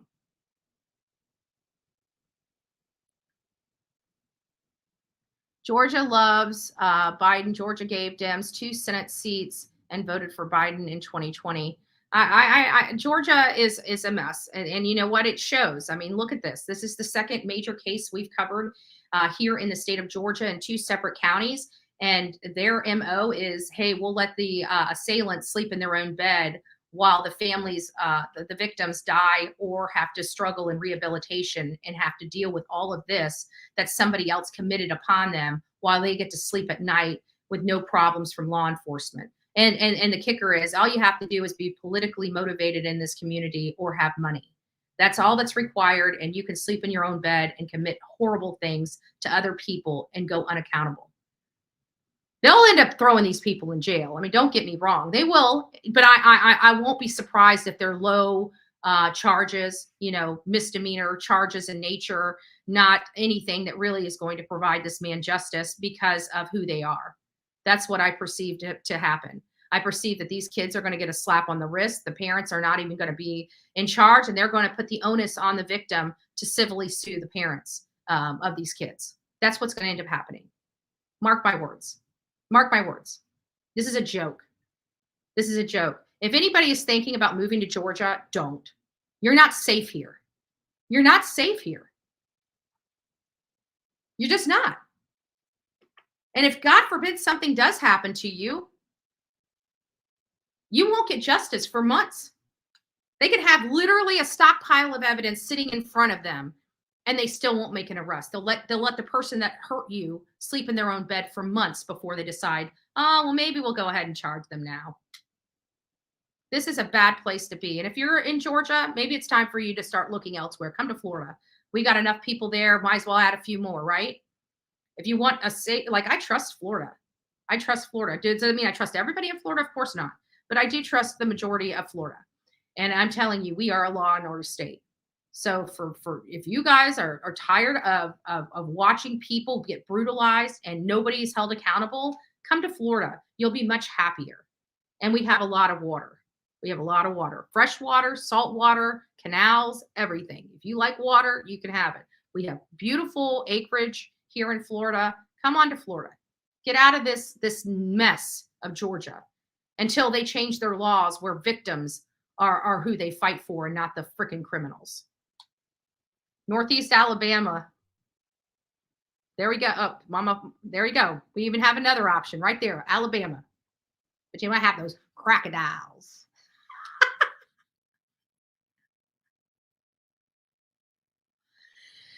And Miss Ann needs our prayers today. She, as many of you guys know, she's been struggling. I haven't even seen her on here in a little minute. So if you guys can throw some prayer hands up for Miss Ann, I'd really appreciate it. Many of you guys know I really am smitten by Miss Ann. She came out and hung out with us during Quentin Simon's case. She made Bullhorn Betty and some other lucky people some cream cakes, lemon and almond. Oh, and those were freaking good. Those were freaking good. And it's nice. Yes, give her some prayers. She could really use all the love and support. You are loved here, honey. You are loved here, and we miss you. We miss you. And I might be back on Friday for the trial at the courthouse. I might be back there because I'm going to be going to Marion County, which is not too far from Savannah.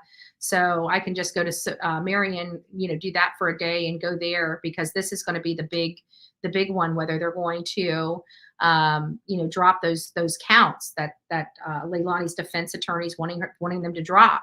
So I don't know if they're going to drop them or not.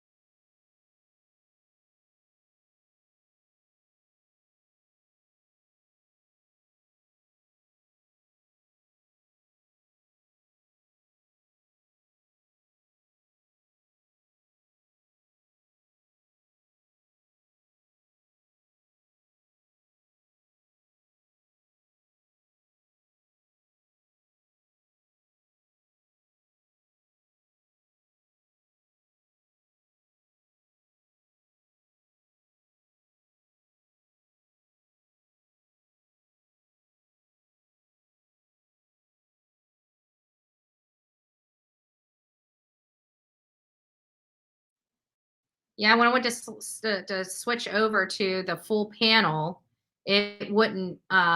It froze the whole computer. So I switched over finally to the hotspot. I don't know if it's going to be better, but I'm thinking it's got to be better than what we were dealing with. So let me try that again. So I wanted to get over here and show you guys this page. Hold on just a second.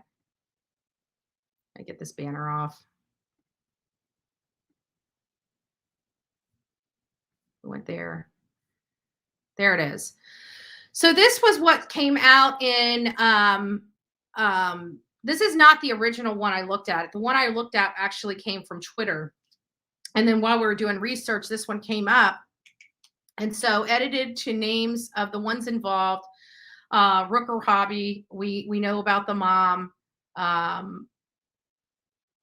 Father is Gary Hobby with Subaru. So we have all these people that have been brought up, but there's a lot of people on here that weren't here at this incident that makes me believe that they may have been at one of the other 3 incidents. And one of them is Carson and Leland. Those are 2 people that we did not come across as people at this home during this particular situation. That doesn't mean they weren't at another situation, but for whatever reason, we did get the Glenn County Police Department to tell us that nobody that was involved in this incident works for his police department.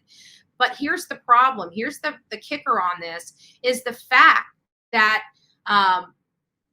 maybe not this incident, but these two other people were brought up as a reason, for a reason. That means they were there at maybe one of the other three. They're looking at only one of these cases, this one that almost lost his life.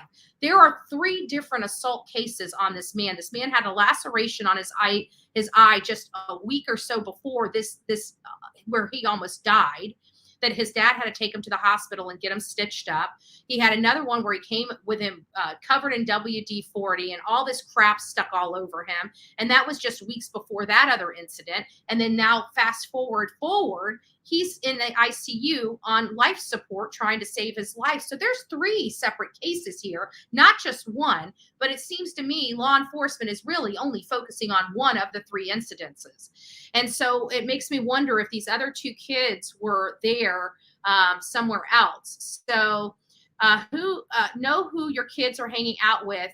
Be in their business. That is what this one person is stating. And this has a lot of stuff in here. We've blocked out the, she blocked out the video, the face and everything like that on here. But this is really disturbing, very disturbing that this boy is in this condition and law enforcement is still dragging their feet on making an arrest. And this family is struggling and watched their loved one almost die. They're wanting to, this family is wanting to trust the process. And I hear that all the time. Trust the process, right? Trust the process. Well, you only trust the process when the process is doing you some good. And to me, they need to at some point open their eyes and realize law enforcement has everything they need to have. They already have affidavit. At this point, at this juncture, they already have affidavit. They already have had some subpoenas returned back to them related to phone activity and some of the people that they know were there, checking their texts, checking their videos, checking what they've recorded on their videos. They're getting all that evidence in. So they already know who was at that home. They already have spoken to many of the people at that home, if not all at this point. So now, according to the post, let me find the post. Let me find out where I put it first. Actually, I can take this down. We don't need that incident report up. It's just clogging up my screens. Is it this one? Let me see. I'll just go over here.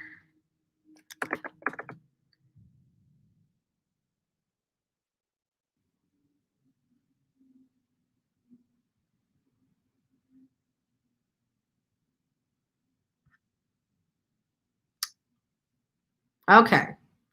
We'll go through Brett Buffington's Twitter post real quick here. Let me pull it up. So here is Brett stating that police in Glenn County have met with prosecutors as recently as last Thursday to talk about charges in the Trent Lehrkamp case. Police continue to investigate, but law enforcement sources tell me to not expect an arrest this week. So still no arrests expected. And I keep scratching my head and keep thinking, when do police officers now go to the prosecutors? Now, granted, in major cases, when there are like murder investigation that has a lot of stuff and they're going down an avenue related to the assailants and what evidence, yeah, they bring in the prosecuting's office. You know, typically the state attorney may even actually be out at the scene just to preview the original scene. So it does help them when they're building a case against someone. So you'll see something like that happen. And you'll see that law enforcement may have some questions related to their investigation or what will need to bridge what they have to that conviction. You typically don't see that in cases like this. You typically see that in more of murder cases, more complicated crime scene type cases where there's a massive amount of information, massive amount of evidence that they have to go through, and what would be, they'll work with the state attorney. It's hard for me to see it happening in a case like this. So I have to think that, there is something definitely going on here. And it's hard not to look at the families. Why are they so hesitant at wanting to charge these children? And when you look at their families and look at the amount of money and look at who the family members are of these kids, it kind of paints this very clear picture of them having privilege. So why are they being treated differently than you would treat any other citizen in your community if this had happened to anybody else? And, like I said, I've watched several interviews and I've read a lot of stuff, and the people in this community, this is not what I am saying in this community. This is what their citizens are saying in this community. And they keep professing that if these were Black kids, they would be in jail right now. And I normally would say I don't believe that in 2023. But again, this is not my first time in Georgia. And I've watched it with my own eyes. So I'm very, I'm very concerned about this case. I think that there's enough community pressure in this case to result in an arrest multiple. But if those parents were home, if Lauren or Carlton were home at the time this altercation happened, I'm not going to be happy until they're in jail. Because they are the adults and they let their children run amok. They have the party house. The Strother house is the party house for these kids. You didn't see them over at Ed Hobby's mom's house, right? Why? Because his mom won't deal with that. Why wasn't it at the girls that were there? Why wasn't this going on in their house? Because their parents wouldn't allow it. There is a reason why it happened here at the Strother home. Either the parents aren't home and let their kids run wild, or the parents don't give a shit. Because I'm telling you, if my stepkids or grandkids had cops at my house 11 times in 8 months, no, you're not allowed to have friends over here no more. You just ruined your opportunity to ever have a friend over here. Maybe when you change your behavior, we'll readdress this in 90 days. But as far as I'm concerned, you just had cops at our house 11 times in 8 months. You're going to be 3 months grounded. 3 months groundation. You're going to go to school. You're to come home. You're to do some work in the yard. You're going to do your chores. If you're out of line one time, we'll extend it even further. Next, we'll take your car. Next, we'll take your phone. Next, we'll remove the TV out of your bedroom.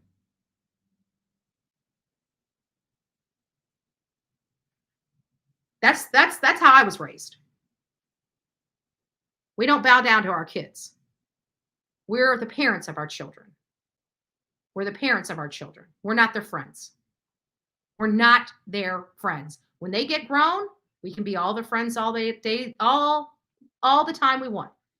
But while they're underage and under our care, we're not their friends. We're their parents. That means we're nosy. We look at their journals. We look in their drawers to make sure they're not doing drugs. We check their cars. We clean their cars to make sure there's nothing going on funny in their cars.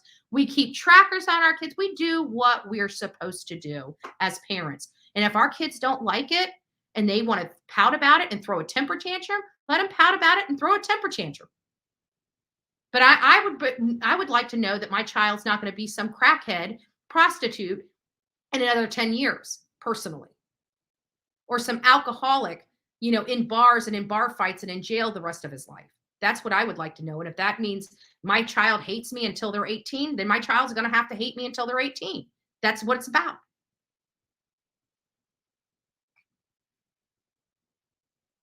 So I don't know what's going on, but I really do not like this case. This is not one of the most, I mean, the kid's alive. So we're very thankful for that. This is not one that we have, you know, a person murdered and injustice happening like we did with Quentin Simon. Okay, I give you that. This is, in the eyes of the law, this is probably does not rise to that level, you know, of severity, because he is living. So, you know, that's one good step in the right direction. Thank God these kids aren't facing a murder charge or a you know, manslaughter charge. I mean, this could be so much worse. Again, where are the parents?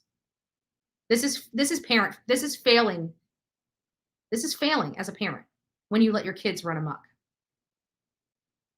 I think every single one of these children should be under groundation, because they just put their families in a lot of financial hot water. Believe that. There's going to be a lot of repercussions from this, even if there is no arrest. There should be. I would be outraged if there was no arrest in this case. But even if there were no arrest in this case, there's a huge civil suit.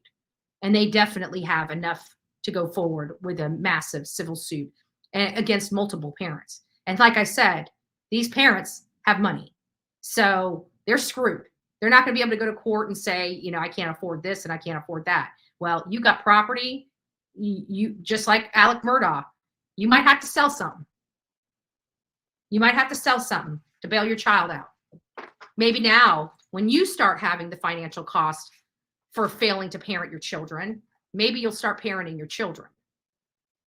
Just saying. Mama Llama says, I'm the same way. My daughter has a phone, but she can only play games on it. I told her she can get service when she starts working and pay for it. Good for you. Good for you. You know, kids actually, even with cars, like when my father bought me cars, I kind of did my own thing. If it was there, it was there. If it wasn't, if I wrecked it, I know he'd buy me another one, right? So when you give your kids too much, they never appreciate it. When I have something for myself, I appreciate it. When I work for something and work hard, oh my goodness, Crime Stories obsessed. Looky, my beautiful friend across the pond. It's nice to see you. I'm just shaking up the streets of YouTube, making people talk and squawk, you know, just rolling through it, enjoying how I can just say one thing and trigger a whole bunch of people. It's great. It's great. It's great. But you know, even with money, like we came from money, but it wasn't just freely given to me. I still, even though I did get the cars, you know, that was more of a convenience for my parents, right? Let's be honest. Them having to drive me to school and pick me up was not on the highest to do or their priorities, you know, during that time. So the car made sense. Okay. Let's just be honest, but it was nothing was ever freely given. I had to go out. Like when I got suspended from school, those 3 days I was suspended from school, my father made me get out in the yard. I could not come in. I had to work out in the yard for 8 hours a day. I had to pull weeds, and we had these like ferns that bordered our entire property. I don't know what person put those in there. We didn't put them in there. They were there when we got to the property. They were these ferns, but these ferns had stickers on them, like thorns. Thorns. You could not weed these bushes without gloves. Even when you had gloves, they never quite came up high enough on your arm, so your arms would literally be torn up. I had to pull weeds from that when I got suspended. I had to pull weeds. And I told you about the time I sold cigarettes. You know, my parents made me go empty out my bank account. Not only took me up to the place where I stole them from, made me give the guy the cigarettes. I also had to give the guy the $22 in my piggy bank, which was everything I saved for that entire summer. Not much. Back in them days, you got $1 here, $1 there. So $22 is a big deal for me, right? Big deal, big deal. But that's parenting. To me, that's parenting. That's holding me accountable. From that made such an impression on me at that age that I never stole anything from a store again. Well, I probably shouldn't say that. I think that might be a lie. I think when I was at the flea market with my sister, I think I stole a necklace. I do believe that. I think I did steal a necklace after that event, because I think I was much older than that. So maybe I did steal. But again, many of you hear me say I don't like a liar or a thief, because you know what? It's not good. It's not good. And I realized what I did at that young age. I didn't have money for it, but I wanted it. And, that caused me more grief than just paying for it. So I don't do that, and a lot of kids do a lot of stupid stuff. And you pray to God your kids don't do something that's going to sink your boat. But you can't just let your kids just do whatever the hell they want to, especially from 15 on up to 18. When they turn 18 and you're no longer paying for them, they get their apartment and move out. They're no longer your problem. They're still under your roof. They're still your problem. They're still your problem. And that doesn't mean they can just walk all over everything. And I don't know what's going on. This kid, the Strother kid, Jackson, he looks, pretty innocent. I mean, but look, if looks could kill, right? He looks pretty innocent. He looks to me, he looks like a normal teenage kid, that's just kind of, has that attitude and stuff, but nothing horrible. And to be in this and to allow his friends to, kind of change him. And I see how that happens. It's kind of peer pressure, everybody doing it this way, even though you don't like it, you're still participating in it. I mean, it's lessons learned, but somebody almost died, and we can't take that away. And so the parents got to figure this out. But, law enforcement dragging their ass on this is only making them look like more of an embarrassment, because we as true crime people and people that cover this stuff literally every single day of our life, we know the process. We know when they're throttling their case. They're throttling their case. They're dragging their ass. That is exactly what they're doing. The arrest will be made, but they're trying to find out whether they can give them lower charges so they can bamboozle the people here and say, well, we arrested them. We just couldn't get enough evidence to charge them with this. I bet you probably had the evidence to charge them with that. You're just choosing not to because somebody's got to be reelected in the future. And when you have a big name like Strother and the money that they provide the community, it makes you kind of say, oh, well, we're about to get our biggest fish. This is our backbone of St. Simon's Island. We can't do this to them. No, yeah, you can. They sure did it to some other little boy. That little boy's family's having to watch their family members struggling. That's not fair. That's not fair. You got people here that have money and they can do whatever the hell they want. And the people that don't have a lot of money, they're screwed. I don't like that. That's not fairness in the law to me. That's not what our law is for. There is no two-tier system in this country. We don't have a system for the elite and wealthy and the system for everybody else. It doesn't work that way.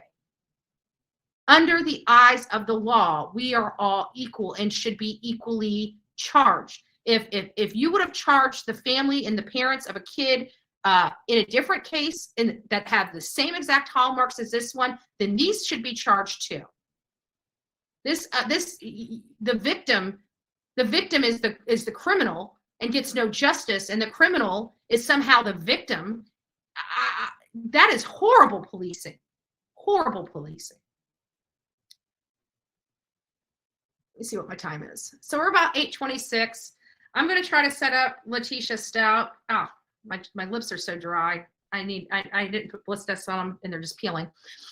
We're going to try to put up Letitia Stout, but I just think today's probably going to be one of those days. You should need the link here. You want to come up, Crime Stories? I can probably, hopefully it won't do anything. I've been having horrible internet here at this hotel.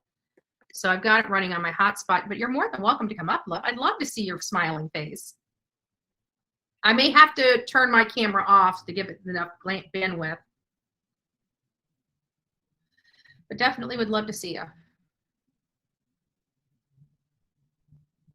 Is Just Samantha in here? Good morning, Just Samantha. It's nice to see you, love bug.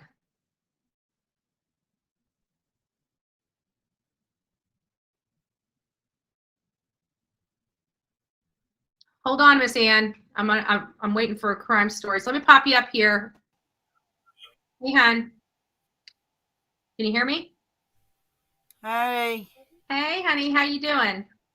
Hanging in there. I'm just sore as hell from that procedure yesterday, Yeah. where they went in and cut all the polyps out and found the cancer. And, next Monday I go to the doctor to get set up for the chemo and the radiation and the surgery. So Mm-hmm. I'm scared and I'm Yeah. worried, but it is what it is. Thank goodness I'm gonna have to put you in the back studio because the link was for Crime Stories and she just popped in. So let me pop her up and I'll bring you back up in just a few moments. All right, honey. All right. Well, hello there in the flesh. Hello. It's nice to see you. We've been saying we're going to go live for like ever, and then we never. I know, and I never do because I've been so busy. I'm going to turn mine off so we can get some bandwidth here because we can only hear your voice. So how are you? How is everybody? I'm doing well. I'm doing well. Just covering this case here in Georgia, and it's just, I hear the concerns of the residents here. They've been out in the streets and protesting and talking about, they had to deal with this once before when another kid was actually killed, and this area did not want to prosecute those people, and they had to force law enforcement to prosecute them. And finally, when they did, they were not only convicted of the crimes, they were also convicted of it being a hate crime as well. So there's a lot of contention with some of the residents here and the law enforcement. And now we're seeing it again with this Trent Lehrkamp case where, they're dragging their feet on charges. And it's week after week. There's not expected an arrest this week. There's not expected arrest this week. But now we're working with the prosecuting attorney. And it's like when you start looking at these families, you realize that they're well-to-do families in this community that have been here for generations. Yeah, you're really good on the justice system, and I suppose, did you work in the justice system previously? No, actually, I actually graduated as a paralegal and went into law, worked under attorneys. And that's where I learned a lot of the stuff that I know now is from the work I did in lawyers. And one of the attorneys that I worked for after I left his office, he ended up becoming a federal judge. Oh, wow. So, yeah, it does help with the channel. It certainly helps when you understand the law and your own rights as well. My problems are with it is that I'm in England. So, of course, our justice system is, it differs in a lot of ways. So I've had to learn as I've gone along by picking up certain things, with the cases. But that certainly helps you, doesn't it, when you've got that background? Yeah. And we were in I know that, the hate on here, they try to minimize the stuff, but at the end of the day, when I went to college, I was very attuned. I was I graduated in the top 2%, not even the top 10% of my class. I was there quite a bit. I did a lot of stuff with that, and I also turned that into avocation for our kids in my community. Well, that's good. Yep. Just to stop it. Went from troublemaker to trouble eliminator. It's kind of funny because my sheriff laughs at me all the time because, I did used to be in my 20s, in my teens and 20s, I was a problem. I had all these problems going on, and to see me flip, into this person, he's like, I'm glad to see you here. He always gives me a hug. Oh, that's nice. Yeah. It's nice. And, you should be proud of yourself, really, for what you've achieved. You've created a channel. You've got a lot of subscribers. You've got a lot of people. I've just been in the chat, and there's a lot of people that love listening to you. And you've built up this channel. You've got a lot of background in this. You understand what you're talking about. And I think some of the hate comes from possibly jealousy from just, they don't have that. They don't have that content, and Right. They could never have that content. It's just they don't understand. And it's like, I hear them talking all the time, about the law and stuff, and they misrepresent what they're reading, and it's not that they're intentionally doing it. They just don't understand it. And I can tell they don't understand it and it gets a little frustrating. So, you know, when I correct it, maybe they feel insulted. I don't know, but No, I think people don't like being wrong. Yeah. And yeah, they don't like being wrong, and people can be nasty. I've noticed it's a very toxic place is YouTube, and that's why I tend to generally keep myself to myself. I keep myself to myself. I just upload my videos, and I try and stay out of it as much as Yeah. possible, because it is a And very it's so toxic hard even when you environment. don't want it. It just, like, even here, like 20 minutes of my morning was dealing with trolls and gaslighters. Yeah. Well, I mean, last week, I don't know if you know, but there was a guy called Michael Stando, and he said he was a Washington state attorney, and he was in my comments quite a lot, and I was thinking, Washington state attorney, this is great. Obviously, I don't know much about the American justice system compared to certainly an attorney. And when we were covering the Idaho case, I thought, wow, this is my opportunity. I never go live, to have a really good live with a lot of good information from an attorney in Washington about possibly what's up and coming with the Koberger case in June. So we arranged to have this guy on, and he never appeared. I ended up talking to myself for like an hour and 17 minutes. And as soon as I came off the live, like, his YouTube channel had gone and everything. And we've done a bit of background digging, and apparently this guy, he is actually an attorney over there, but it wasn't him that was messaging me. I've been in touch with him. So whoever that was just trying to cause drama and probably have a laugh out of it, I don't know. But it's like, why would you go to that extent of creating email addresses and commenting and saying you're going to do this and you're going to do that, and then not doing it? Like, we were trolled like that in Georgia when those other people were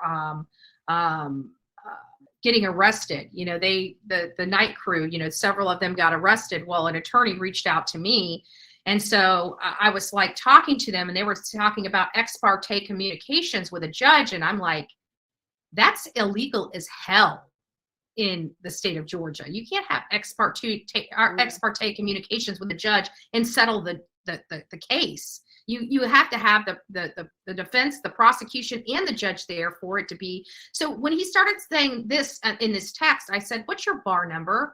You know, I'm hearing that you're not a legit." And he got upset, and so he gave me this bar number, and so I actually looked it up, and the bar number went to no one. And I'm like, don't reach out to me again, you know, whatever. We had already told these people that, you know, this attorney was going to go ahead and enter into their case and go ahead and get it settled as quickly as possible. So they were all happy about this and that. And it was a troll. It was a troll. So I had to call them and say, we were trolled, and you've got to go to court. Mm-hmm. But this person could have literally got all these people rearrested for failing to appear, because of it's very dangerous and it's highly illegal if you state, because an attorney is an officer of the court. It is illegal to impersonate officers of the court in the United States of America. Yeah, that's what I was told, because he was saying to me that his best friend was Mystery Maven, and she's got a channel. Well, I thought I'd heard of her, but I've never watched her. So I went across and checked her out. And then my team got in touch with her and said, look, this guy that we think is pretending to be an attorney says that he's friends with you. And she was like, never heard of him. And it was her, with her living over there as you are, she was able to then call him and talk to him and say, look, this guy's impersonating you. But it is actually an offense to do that. You know, to pretend to be an officer or somebody of the law, like, you just can't do that. And so whoever it was is going to be in a lot of trouble. And I'm pleased about that, because we turned all those texts in and let them get the all the information off my phone, because that in Georgia is not good. You can't do that. No, it's wrong. Yeah, it's wrong. But so what cases are you covering at the minute then on the channel? So I'm covering the Trent case, which I'm only going to be here for, you know, today. I'm going to probably leave tomorrow and start heading to Marion County, where the 3 kids were gunned down by the gang members. One of the assailants was only 12 years old. So I'm going to go there, and 12 years old was one of the gunmen. And I don't think I've heard of that one. Yes, it's in Marion County, Florida. It was It's very shocking. But the sheriff doesn't, our sheriffs here in Florida, they don't play. And so the sheriff had those guys jailed like in 24 hours. Like they had them identified and jailed literally in 24 hours. That's It's good. still on the ground, but they know who they are. I mean, they're creating content for us, but seriously, what is going on with all these kids, that are turning into so much crime and murdering people? Like, what kind of homes have they grown up in to become that sort of person? And I love the psychology behind it and why people do things, and try and touch on that, because it's so with these kids, I know I've seen an uptick in the hostility from the 20-somethings. That's something we've been talking about on this channel for some time, because the last few mass killings have been from 20-somethings that were on, everybody's talking about this right and left, political environment, and it seems like it's an uptick of these people that have a different political leaning than I do, that are now gunning these people down. And it's like, why? And I've always talked about how our schools were teaching these children that if they get frustrated or they get hurt, they need to find a safe space. And even freaking our high school, they had safe spaces and coloring books for high school kids.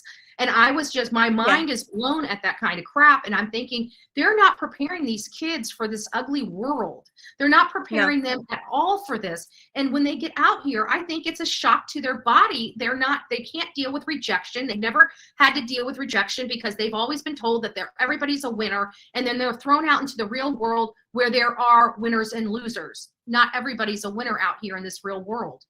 You're right. Yeah. You're right. I think that's one aspect of it. Yeah, that's a big aspect of it. Yeah. So I just think they've never been prepared for the real world. No. It's crazy. And what do you think about Koberger? What do you think his motive was for the crimes in Idaho? I think we're getting skewed information from a lot of these big news outlets, from the IDs being connected. Nobody would really know if those IDs were connected. Let's be honest. They can say whatever they want because everybody's under a gag order and nobody can confirm or deny the information being true. So I think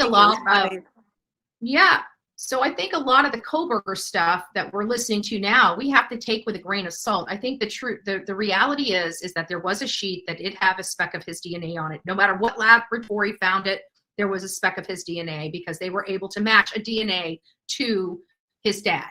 So there is that.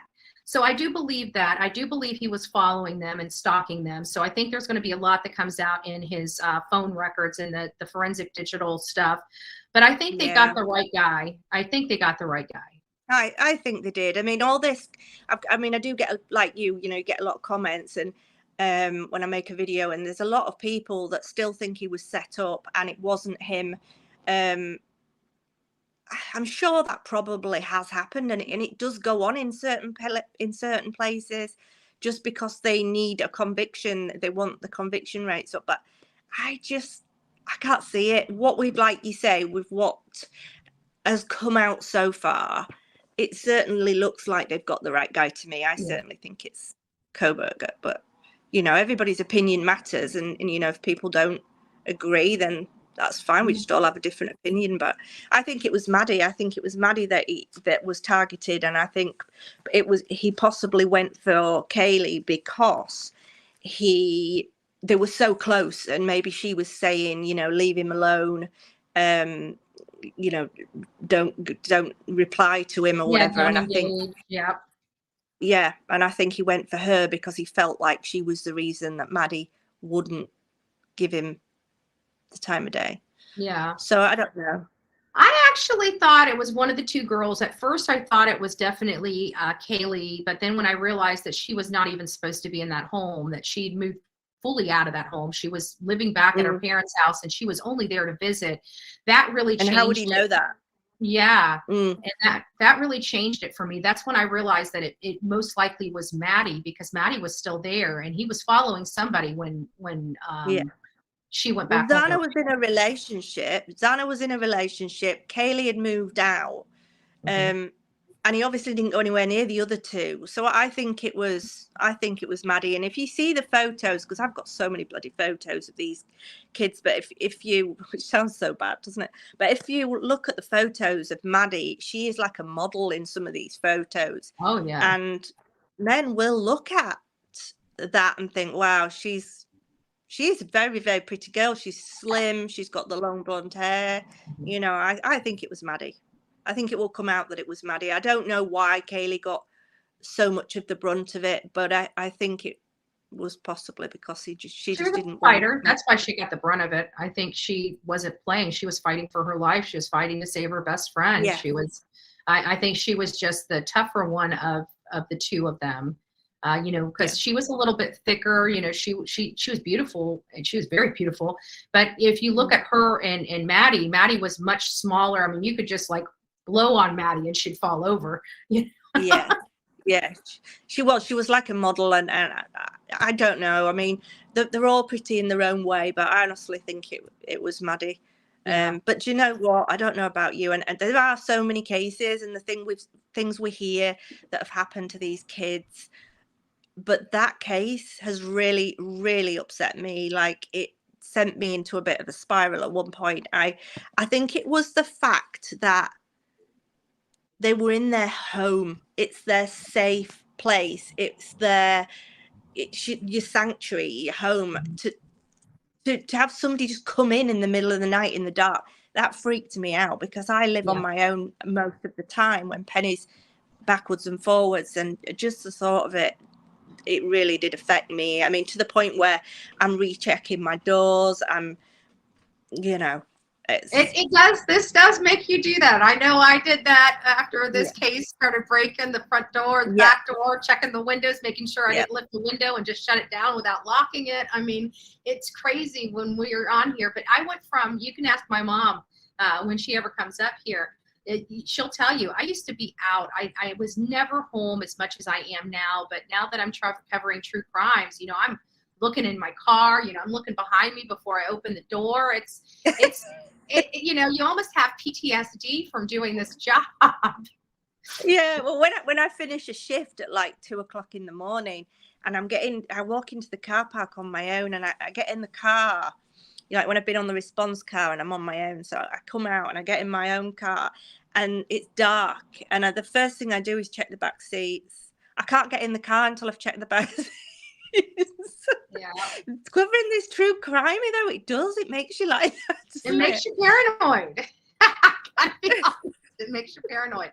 So what do you woman doesn't check the back seat like in the dark? Yeah. You know? What do you think about the whole you know, Giglio, what was it?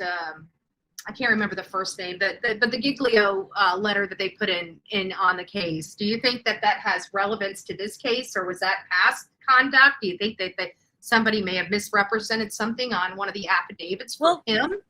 I mean, they really haven't gone through that yet. I don't know if it's in regards to the piece of DNA and the fact that they said on the affidavit that it went to the Idaho State lab when actually it went to the Texas lab, and whether it's anything to do with that, or Koberger was very, very much into wanting to help out the police. So whether he'd made friends, not met friends, but maybe he'd made acquaintances with certain police officers in the area, and then one of them just happened to be on the case. I'm not sure, to be honest. Right. But what do you make of that?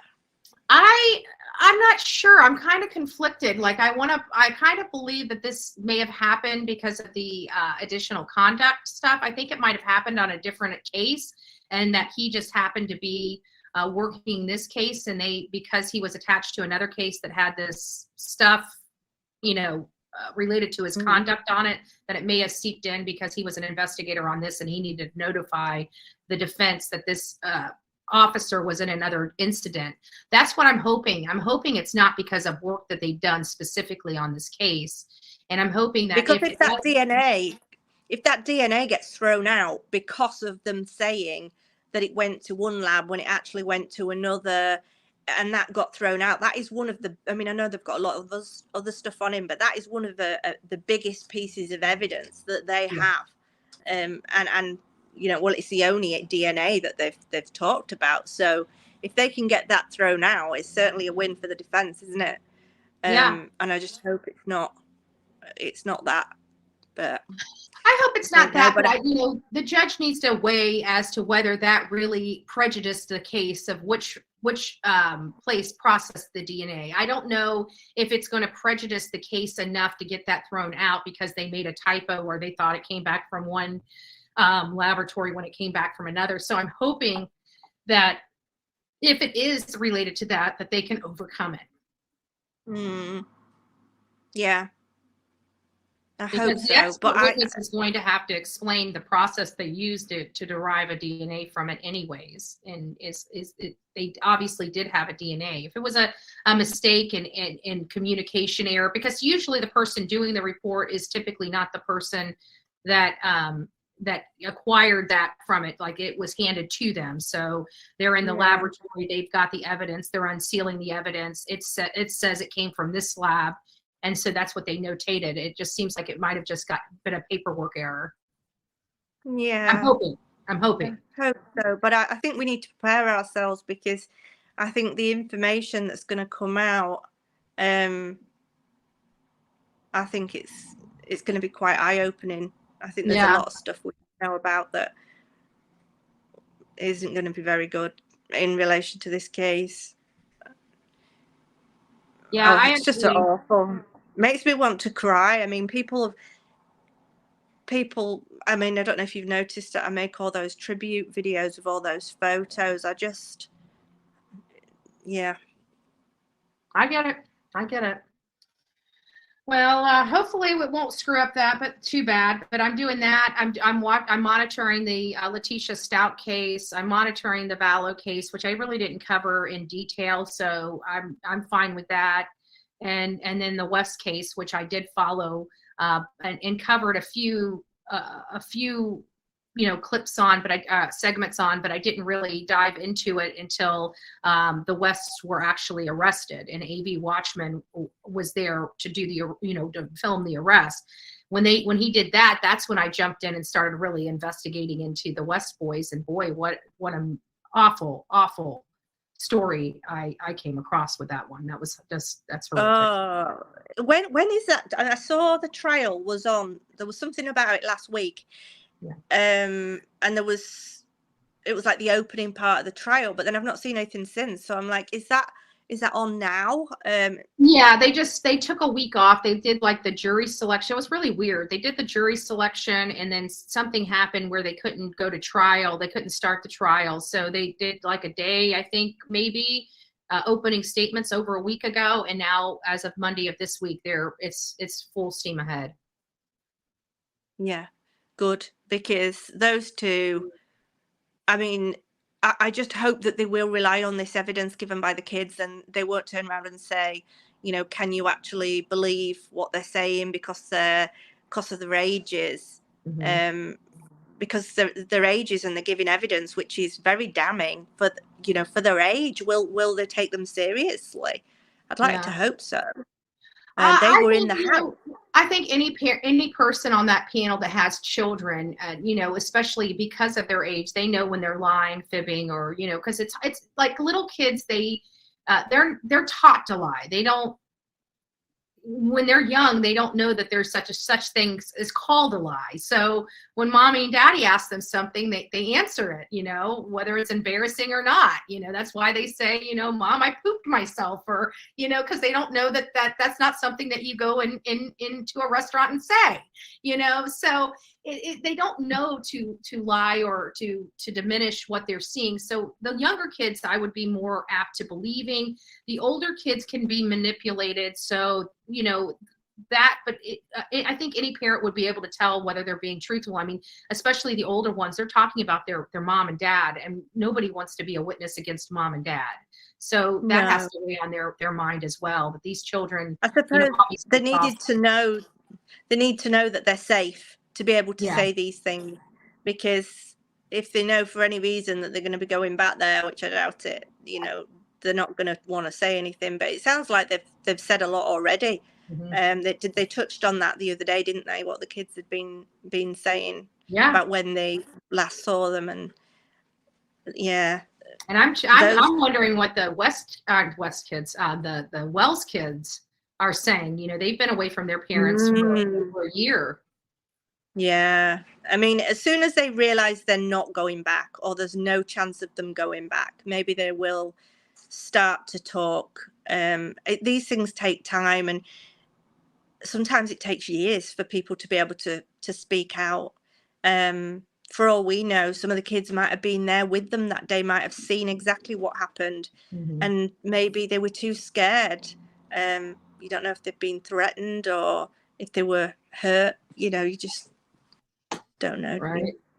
It's But it's sad. crazy because we're watching some of these cases, like Letitia Stout and other cases, hearing stuff, and we're able to identify. It's like, that sounds just like this case, or that sounds like just like this case, or this, you know, this kind of has the feeling of this. It's crazy because you're starting to see all these different cases and different points that could be something that gets them in hot water. You know, they're not arrested yet. Like with the Wells, there was something about how she was acting and giving the interview and talking about herself and what she's going through. And it's like, that was Don Wells forever. He was talking more about how he was being treated than advocating for his daughter that was missing. And Yeah. you know, They had to remind him, didn't they? They used to have to remind him to say, like, what about Summer? This is your chance to say something. Yeah. And then he'd just go back into the sisters again. But what I'm finding interesting at the moment is that I've been on YouTube for nearly 2 years. I think it's about 2 years. And when I first started, a lot of the trials I was like, that were coming up, I didn't really know what they were about. But the cases that I was covering right at the very beginning of the channel are now going to trial. And that's quite interesting now, because I'm getting to follow through with the things that I've covered that are actually coming up at trial. So yeah, it's nice. So, All well, right, I'm going to drop down. Yeah, I'm going to drop it was down. nice to see your beautiful face this beautiful morning. So thank you. You brightened my day. Thank you for having me on. And have a lovely afternoon. It's 2:00 here in the afternoon. So. Oh wow, it's not even. It's just about to get to be 9 a.m. this morning, and I'm going to be heading out to. I got to get dressed now. I got to head out to the police department. I'm just going to sit out there. I'm not going to make much of a ruckus. I'm probably going to say a few things about Trenton and about the families involved, and then call it a day and start just, you know, winding down this portion and start doing the research for everything I need to do in Marion. Very good. Very good. You've got a lot on, haven't you? Yeah, I got a lot going on. All right, love. Well, it was great seeing you. And we'll do more of a formal thing once. I'll be back. And after this, I think I'm going to be home for at least a month. I got to finish cleaning up my office and getting that put back together. Okay. So. Yeah, cool. Yeah, so we'll do something more formal. All right. Yeah, cool. All right, love. All right. See you soon. Bye, guys. Bye-bye. Bye. Sorry, I meant to wave, but I didn't realize that. There it is. Bye. All right, I'm going to bring Ann Horn back up. Hey, Ann, thanks for being so patient. I appreciate it. So you're welcome. That's our friend from across the pond. That's Crime Stories Obsessed. If anybody hasn't subbed up to her, please consider subbing up to her. So tell us about you. You've been going through it. You had your polyps taken off, which is good. You said they found the cancer. Are they planning on doing any kind of removal or? Yes, they. I go next Monday to talk to him and get the chemo and the radiation and the surgery set up. I guess to remove the cancer, and I guess I'm assuming they're going to give me that colonoscopy bag. Gotcha. Do that, and then, you know, go through with the chemo. I don't know how it all works. I'll find out next Monday morning. Yeah. So I just know. Are they going to have to take a section of your colon out? Yeah. Oh. He's already said that yesterday. So we just, you know, I'll know more next Monday, and I'm scared, of course. Yeah. I'm worried, of course. But I dread doing everything. I really do. I dread it. I'm very, very, very sore today. I keep having some real sharp pains, and that's because of, they went in my colon Yeah. and cut out numerous polyps. Yeah. And so they went all the way through my colon and then into my intestines. Hmm. So I tell you one thing, this sure did spring on me quick, Yeah. and it's unbelievable. I mean, I'm like every day, every second, every hour, why me? Mhm. Why me?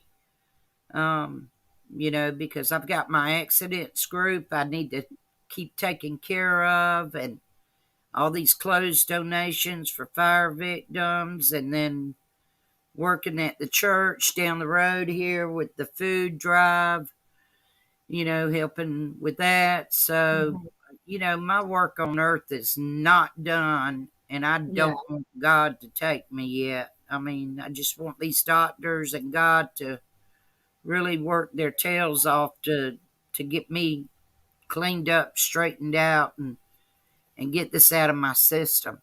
Yeah. But I can tell you, I hurt very bad. Um, Aw. try to hide the pain, but it's there. And some moments of the day and night, I can't hide it. There's just no way I can't. So Right. I'm having a rough time, with that, struggling with bills and worrying about everything. And being here by myself, it's kind of tough on me. Yeah, I hate loneliness. Loneliness sucks, and that's why I travel a lot, more so than I did before my divorce. I did travel a lot, but I stayed in Florida when I was married. I didn't travel out of state like I do now. Yeah. So, With all this going on, I can't really trust myself going anywhere because I'm miserable.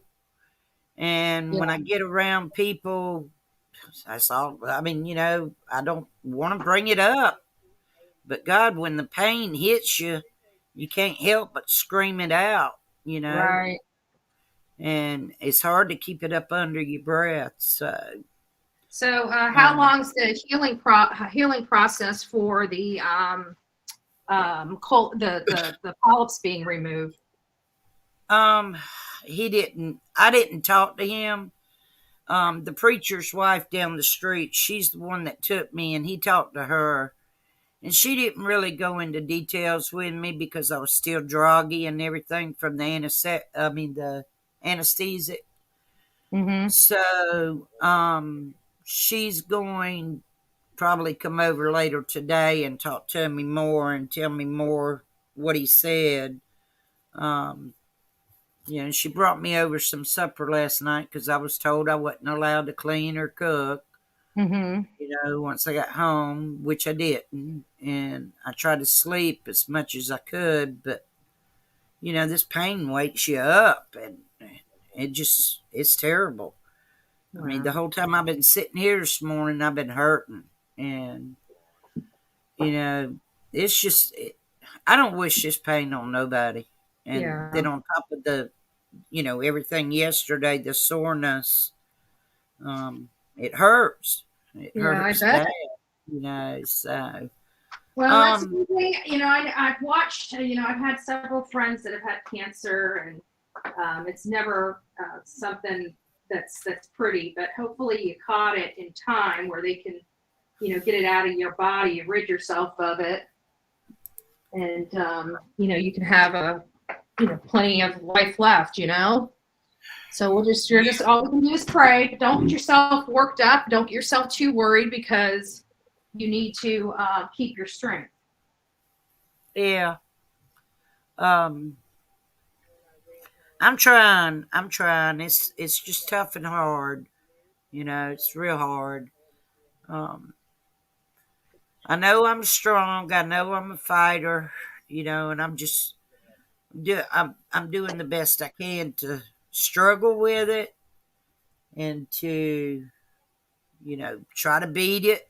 Yeah. I'm being very positive about the whole situation. It's just if we could get this pain, that's where the Other negativity people. comes in. Yeah. Is the pain. It makes me want to give up. And honestly, I can't give up. I can't. But Right. we all know that. I got too much community work to do. So, I may not be on here much, get on here and Yeah. get to see you and listen to you on these cases that you cover, and Dolly covers. I just, I don't get it. I'm not really into everything right now. Right. So it's tough. It's very tough. I don't wish that C word on Yeah, it's nobody. nasty. It's nasty stuff, that's for sure. Yeah. I remember when I was younger, my one of my great uncles, he had cancer on his face and never. I mean, it was just eating his face. It was. My family was. He wouldn't go to the doctor. So Yeah. It's tough. It's very tough. Well, Ann, I didn't realize I've already got people already out at the police department. I got to get out of here, so I need to start heading that way. All right, So listen, I'll be back on here later this afternoon. Come back later this afternoon when I go live, and we'll continue this conversation, because I know a lot of people are dealing with the same kind of stuff you're dealing with, and it'll be good for them. Yeah, I got a Cash App now, and kind of need a little bit of help here and there. If I can post it in the chat, do you mind? You I don't know if you can post in the chat without being a mod, but you can post it on my community on my Facebook. But if you give it to me, I'll post it. It's the $, capital A, and then Hold on. I got it. I just hit something and it screwed up. Hold on. It screwed up my whole. There we go. Sorry. So now I'm over here and I got to do $ and A. Okay. The capital A, and then runt, RUNT, RUNT.